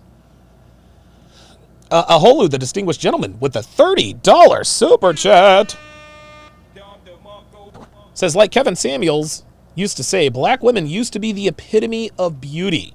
If I'm not mistaken, it was black men that started the first black beauty pageants. Salute, Brother Don. Keep carrying the torch. I appreciate that, man. I'm not carrying anybody's torch, man. There's never going to be a double standard. There's never going to be another Kevin Samuels, man. There's never going to be a Kevin Samuels. There really, really isn't. A lot of people ask me. I guess I can kind of go into this a little bit. A lot of people ask me when did you start dating non-black women? When did all that start? Well, as a black man living in America, it took me a while to sort of come to grips with the reality that my race changes a lot of things when pursuing women. There's nothing unique or special about me, you guys, but it would be disingenuous of me not to acknowledge that my skin tone does have its advantages and disadvantages within the sexual marketplace. Now, having been raised in a military family, race didn't really play much of a role in anything on base. You military kids out there, you Air Force brats, Army brats, you guys know. Okay? Race didn't really seem to play much of a role in anything on base. I mean, people and families were judged strictly on credentials and ranks, which of course were posted near the doors of the family living quarters just below the family name. Now, because of this, I was just about as oblivious to the racial issues of the outside world as one could be. But all that changed. All that changed when I became a civilian at 16 because my folks finally split up. When I took the red pill and I started talking to women on the regular, I had that same naive mentality. I never once asked myself, well, is my race a factor with girls? Yes, I knew that there were some differences, but not enough to make me think that I had to make any radical changes. So I just kind of dove in head first. Let the chips fall where they may, right?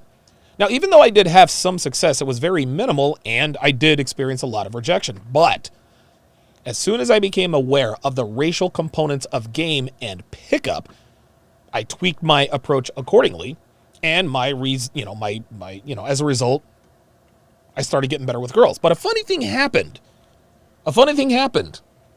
On the way to the fabled playa status that most men aspire to accomplish. I stopped talking to black women. This wasn't a conscious choice, right? It wasn't something I just woke up and decided to do. It was just kind of a natural progression in my renaissance. What I found was that the better I became at fucking pretty girls, the less attractive black women became. It's an open secret, gentlemen, that black women are at the bottom of the sexual totem pole in terms of sexual market value. I've said this before, I'll say it again. This is hard for them to accept and acknowledge, but that's how it is. The hard truth, like I said, is that black women are almost nobody's type. Yes, there are exceptions, but the exception doesn't make the rule. The better I got at sleeping with attractive women, the less attention I paid to black women. Eventually, black women became invisible to me. Something else that I figured out is that I became more visible to black women. So the less I wanted them, the more they wanted me. Right? The less I wanted them, the more they wanted me. Something else I figured out rather quickly was that black women, even though I was more visible, they positively hated the fact that I was dating white girls and non-black women. They didn't tell me personally, but believe me, and you guys know, their body language and their looks of fury they shoot in my direction, your direction, that's evidence enough. Now, I've never really been one to give a shit about what people thought about who I was dating or fucking at the time, least of all sisters. And that's real. I never really cared. I was with who I wanted to be. But after regularly getting dirty looks from black girls, when I strolled by with a pretty white girl or a pretty Latina, the light bulb finally went off in my head and something dawned on me. Black women are mad because they can't date outside their race like we can. Guys, they can pretend to deny it, but they know it's true. Just listen, just because Kerry Washington's character in what was that show? Scandal is fucking the highest value male, the president of the United States, on television, doesn't mean that white guys are lining up around the block to marry, date, or even fuck black chicks. On the other hand, black men seem to think the same thing. That is, most of us believe that we can't date outside our race as much as we would like to, which is the reason I'm talking to you about this right now. Brothers need to understand that we have more options than black women. Yes, a lot of black men understand this, but most of us don't. Most of us are unaware of the fact that there are greener pastures out there in terms of us dating, fucking, and even, dare I say, cohabitating with non-black women. That's how it is. So let's talk about this. This just came to me. This is something that I like to call the binary mentality of American women. Okay. So even though there are many, there are many races of women in the United States, there are two pervasive mentalities that these women adopt in terms of the way they act. And stay with me here. Stay with me. You guys can let me know in the chat if you guys agree or disagree, but I think I'm onto something here. There's the white female mentality and the black female mentality. All right? There's the white female mentality and the black female mentality. Now, people might ask, well, Donovan, what about Hispanic and Asian girls? Regardless of race, nationality, or ethnicity, the vast majority of American women are raised to have either Caucasian female sensibilities or African American female sensibilities. What I mean by this is that a woman born and raised in the United States, they're exposed to many different cultures in terms of the way, women act and what they experience. They're exposed to Hispanic culture, they're exposed to a little bit of Asian culture, they're exposed to Indian culture. But by and large, most women born and raised in this country either act like most white women or black women. But because black women are one of the minorities, most women act white. Most women have white sensibilities. Now, there are a certain number of women who act black, who listen to hip-hop music, watch black programming on television, listen to black podcasts, have mostly black friends, and date mostly black men. That's fine. But there are many more women who act white. These women are the majority. These are the women who watch and worship the Kardashians while simultaneously admonishing them, right? They love Starbucks, they watch reality TV, and they date mostly white guys. And if they date brothers, they do it on the low. Yes, there are Hispanic women out there who have Hispanic culture deeply ingrained in them, along with other races and nationalities of women. But these are the exceptions, gentlemen. These are the women who have lived in the United States for a while but weren't born here. Those are the exceptions. They may have come to the States as a small child or a teenager. Now, at that point, they'll either adopt white or black girl culture on some level, but they still have mainly the remnants of their home country habits. So, for example, most girls of Asian descent who were born and raised here have white girl sensibilities. Same with Hispanic and Indian girls. Yes, there are exceptions to the rule, but again, those are completely rare. How weird would it be? Think about this. How weird would it be to see an Indian girl acting ghetto? You know what I mean? Like how weird would it be to see that? Now, on the other side of that, most black females have African American habits and sensibilities, like I just said. Yes, there are a few black women who act and talk like white girls, but again, those are the gross exceptions. Okay? The bottom line here is that regardless of race, ethnicity, skin tone, most women you come across will either have Caucasian sensibilities and habits or African American sensibilities and habits. And the majority of those women will talk, act, and do the same things that white girls or black women do in their everyday lives. Now, I've got a few things. I've got a couple of things, and I'll end this. This is actually, I think this is going to be pretty good information. I know that there are a lot of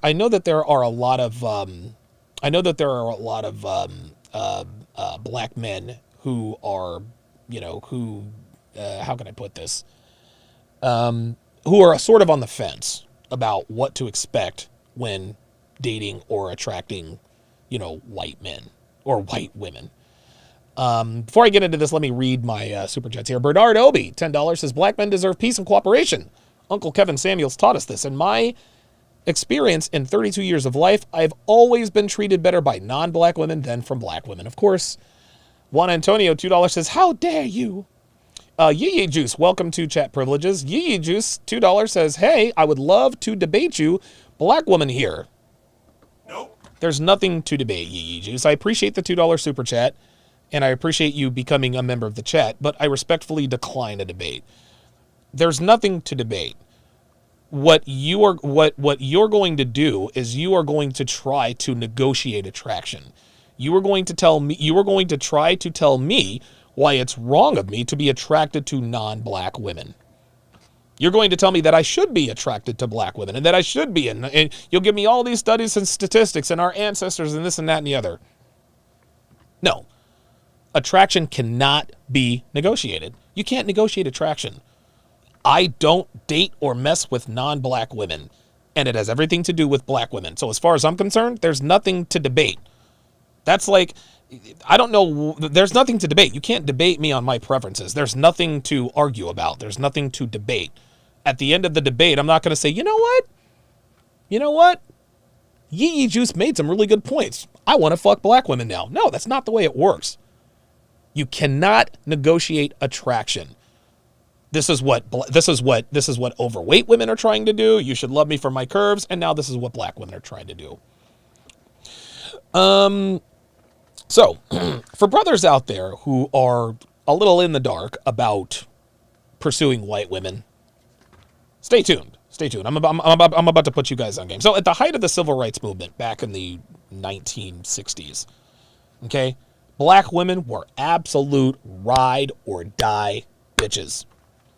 They were ride or die, man. They stood by their black husbands who were shot, who were beaten, who were stabbed. They endured just about every inhumane, prejudiced treatment imaginable. Black women were appreciative of their women for sticking by them through tough times, and rewarded black women with our undying loyalty. This is the way it used to be. But second wave feminism was in full swing in the 1960s and winning the hearts and minds of both men and women countrywide. Unfortunately, black women fell prey to this influence and started the decline of the American black woman. You fast forward now 6 decades, and black women are insufferable at best and absolutely radioactive at worst to black women. As a result, black men, brothers, we started checking out in droves. Groves. I haven't been to a grove in a while. And an increasing number of black men are giving up pursuing black women. That number grows by the day. Now, it wasn't always like this, okay? It was not always like this. Because by the time second wave feminism hit its stride and began to influence sisters, black men, we were still under the impression that our women would still ride or die for us through thick and thin. But by the time the 80s ended and the 90s began, we started to wake up to the harsh reality that our women were starting to become a lot more trouble than they were worth. Now, here in 2022, with the help of social media and really the internet at large, brothers are up on game in terms of the true nature, licentiousness, and overall toxicity of black women, and we've started abandoning these bitches and want nothing to do with them relationship-wise. But some brothers out there are largely ignorant as to what's next. You don't know what you don't want to be with black women anymore, but you're not exactly sure why or if you should pursue non-black women. Now, having had plenty of experience with white girls and non-black women, I've got a few reasons that'll push you in the right direction in terms of why you should pursue non-black women. Okay, once you lock down one of these rods, you'll quickly see you've made the right decision. Number one, expect great treatment.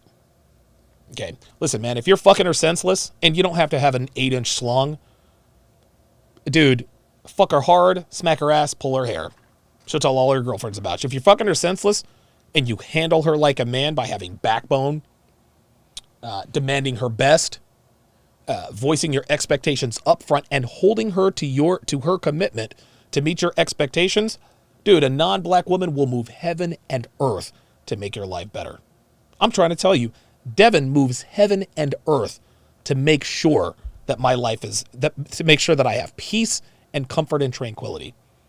Besides giving you ass anytime and anywhere you damn well please, they will also put their domestic skills front and center for you, limited or otherwise, to keep you around and show their appreciation for you. Before I made Devin my main chick, okay, she treated me like a god every time we saw each other. Dude, she cooked for me. She made sure her place was clean. She literally waited on me hand and foot and never hesitated to give me toe-curling blowjobs on command. Needless to say, she continues that behavior today.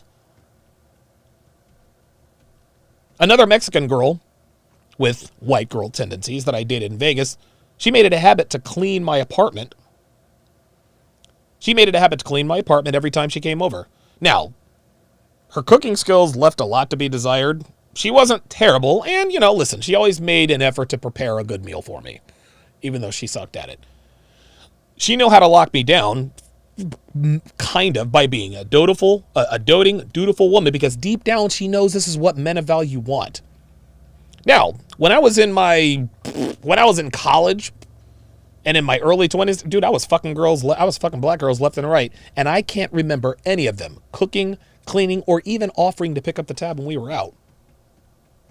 In their minds, giving me the peace leave was really all that was needed to keep me around. This was the unfortunate mindset of the typical black female in America. White girls, on the other hand, clearly understand that giving up the booty is only the beginning and gets them in the door. Okay? White girls are keenly aware of the fact that a man of value, we can get sex just about any time we want. So they do other things to keep us around, which means stepping up their game in other areas to increase their value to us outside of sex. By the same token, they know they have to please us in bed, so the second thing you can expect is sexual openness. Now, black women who listen to this kind of stuff, they're always quick to point out that they just love to smoke sausage. They love to smoke sausage. But conventional wisdom states that sisters don't give head doesn't just come from anywhere. Stereotypes exist for a reason. The HBO show Insecure confirmed this stereotype. And I'll never forget this episode. They confirmed this stereotype. There was a conversation between, they confirmed the stereotype with a conversation between Issa and all her friends who were talking about how degrading it was to suck a man's dick. But the one friend who endorsed going downtown on a man on the regular happened to be the only one who was engaged to be married. Go figure, right? The stereotype was further validated during a scene when Issa decided to go down on Dan. You guys remember that? She decided to go down on Daniel. Daniel blew his load in her face. Issa lost her shit, stormed out of his apartment. She blamed him for busting a nut as a result of her blowjob. In my experience, and many other black women and many other black men I've talked to, woman for woman, white girls suck dick at a much higher percentage than black women. I'm not sure what the exact numbers are, but I can tell you that gap is wide. Sure, I have gotten my sausage smoked by black chicks in the past, but every single solitary non-black woman I have ever stuck my dick in has never hesitated to give me head. I cannot say the same of black women. Now, white girls are also by far the most open sexually. Swallowing, backdoor, public sex. Anything you can think of, dude, white chicks are down for whatever. Anything and everything is on the table with these girls because they want to do whatever it takes to make you happy, even if they don't particularly like it, especially when it comes to sex. The third thing that brothers should expect when pursuing white girls, expect a generally good attitude rather than a bitchy one. Now, to be fair, it is very easy for women, white women, who get attention from any and every man the minute they step foot outside their front doors in the morning. It's also very easy for white girls to stay positive when they live the lives of privilege they live. Yes, again, I've said it, I'll say it again. White women live the best lives of any class of human on the face of the earth, ever. That said, the problems that black women face in this day and age is no longer the problem of black men. And if we can fuck, date, and even marry women who don't have an attitude problem, why wouldn't we? Right? When white girls belong to a man who knows what he wants, can handle her, and takes control, they fall in line. Okay? They relax and they sort of adopt a kind disposition because they know they're owned by a man that they can trust without resenting him for being exactly what she really needs him to be. Black women, on the other hand, they have an involuntary reflex that tells them to push back when a man shows backbone because Oprah, Tyler Perry, Iyanla Vanzant, and Steve Harvey tells them that it's their birthright to be the head of household and that they don't belong to no fucking man. Brothers would do well to leave that headache alone and get with girls who actually acknowledge that they want a man who acts like a man and rewards them with her loyalty and deference for that behavior. The next thing you can expect from white girls when you are pursuing them, you can expect submissiveness. White girls are submissive, but so are black women. At least they can be, right? The problem is that black women view submissiveness in the presence of a man. They see that as a weakness. The truth is, guys, is that every female has the desire to surrender to a man. Okay? It's in their feminine makeup to surrender to a man and submit to him. White girls, when properly coached, are naturally submissive to their men, and it's easy for them. Why? Because they're simply giving in to impulses they already have to begin with. Now, before women and simps start bitching and moaning, let's be clear about the true definition of submission within the context of a sexual relationship between a man and a woman. What it's not, what submission is not, is a woman walking around the house with her head down, doing her chores with a black eye, fearfully avoiding conversations with her man for fear of his temper. That definition, that's an apex fallacy designed to give women carte blanche to be exactly the opposite. Okay? Yes, there are relationships out there that do resemble a slave-master dynamic, but in this day and age, women have the power not only to leave the relationships, but to completely bury the man if they so please. Falsely, sometimes, as I might add. That said, the true definition of submission is simply a woman who relinquishes control and puts the needs of her man before her own. If he wants sex, she lets him fuck her and doesn't make excuses about headaches or not being in the mood. If her man is hungry, she feeds him. If he needs some space to relax, she falls back and returns when he asks her to. Regardless of what he needs, a truly submissive woman is there for him no matter what.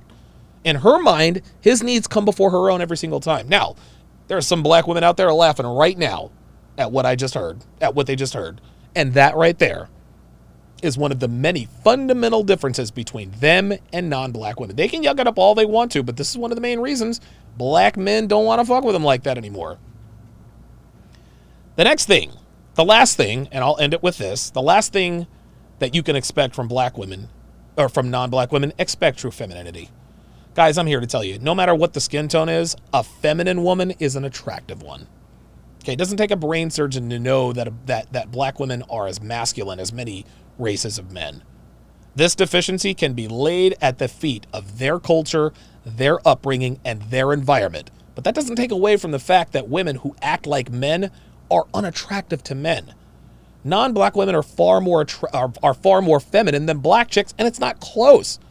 The funny thing is that the more masculinity you show in the presence of a white girl, the more femininity they show. If you verbally reprimand her for some reason, they soften up, they heed your command. If you let her know that the two of you are staying in for the night rather than going on a double date with her coworker and her boyfriend, she'll say, "Yes, sir," and be done with it. Black women, polar opposites. Polar opposites. You see, the more masculinity you show in the presence of a black woman, the more masculine she becomes. Right? Short of hauling off and decking the shit out of her, she's going to get louder, her nostrils are going to flare, her voice will get deeper if you show any semblance of a backbone. Dudes aren't turned on by this, and that's all there is to it. The difference between black women and white women isn't about race at all. It's about men. It's not about men being conditioned to like white girls because of television and movies and commercials. No, it's about the fact that white girls act like women and black girls act like men. There's nothing psychological about it. Regardless of a woman's skin tone, men want to be with feminine, submissive women who are kind and easy to be around. And woman for woman, non-black women exhibit these characteristics at a much higher rate than black women. And everyone knows this, including black women. That's just all there is to it. I got nothing else for you. All right. Oh man, we've been on the air for 3 hours and 23 minutes. Okay.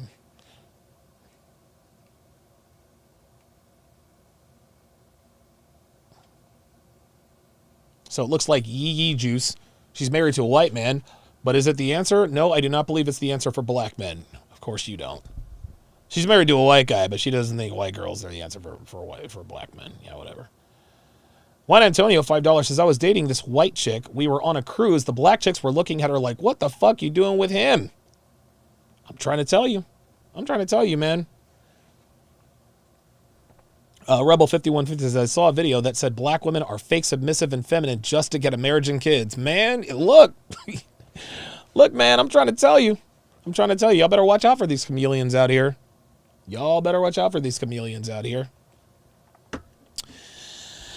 that is going to do it for this, the 55th edition of TSR Live. Thank you guys very, very much for your patience throughout the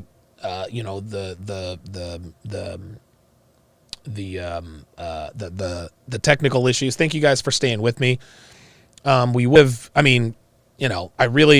work hard. I work very, very hard at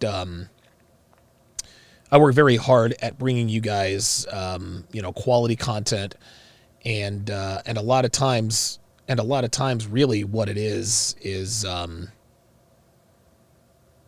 a lot of times what it really is, sometimes things just kind of go awry. Sometimes things just don't work like they're supposed to. Rebel 5150 with the $5 super chat says, Donovan out here cooking. Yep. You're damn right. You're damn right. That is going to do it for this, the 855th edition of TSR Live. Thank you guys very much for watching. We'll see you next time.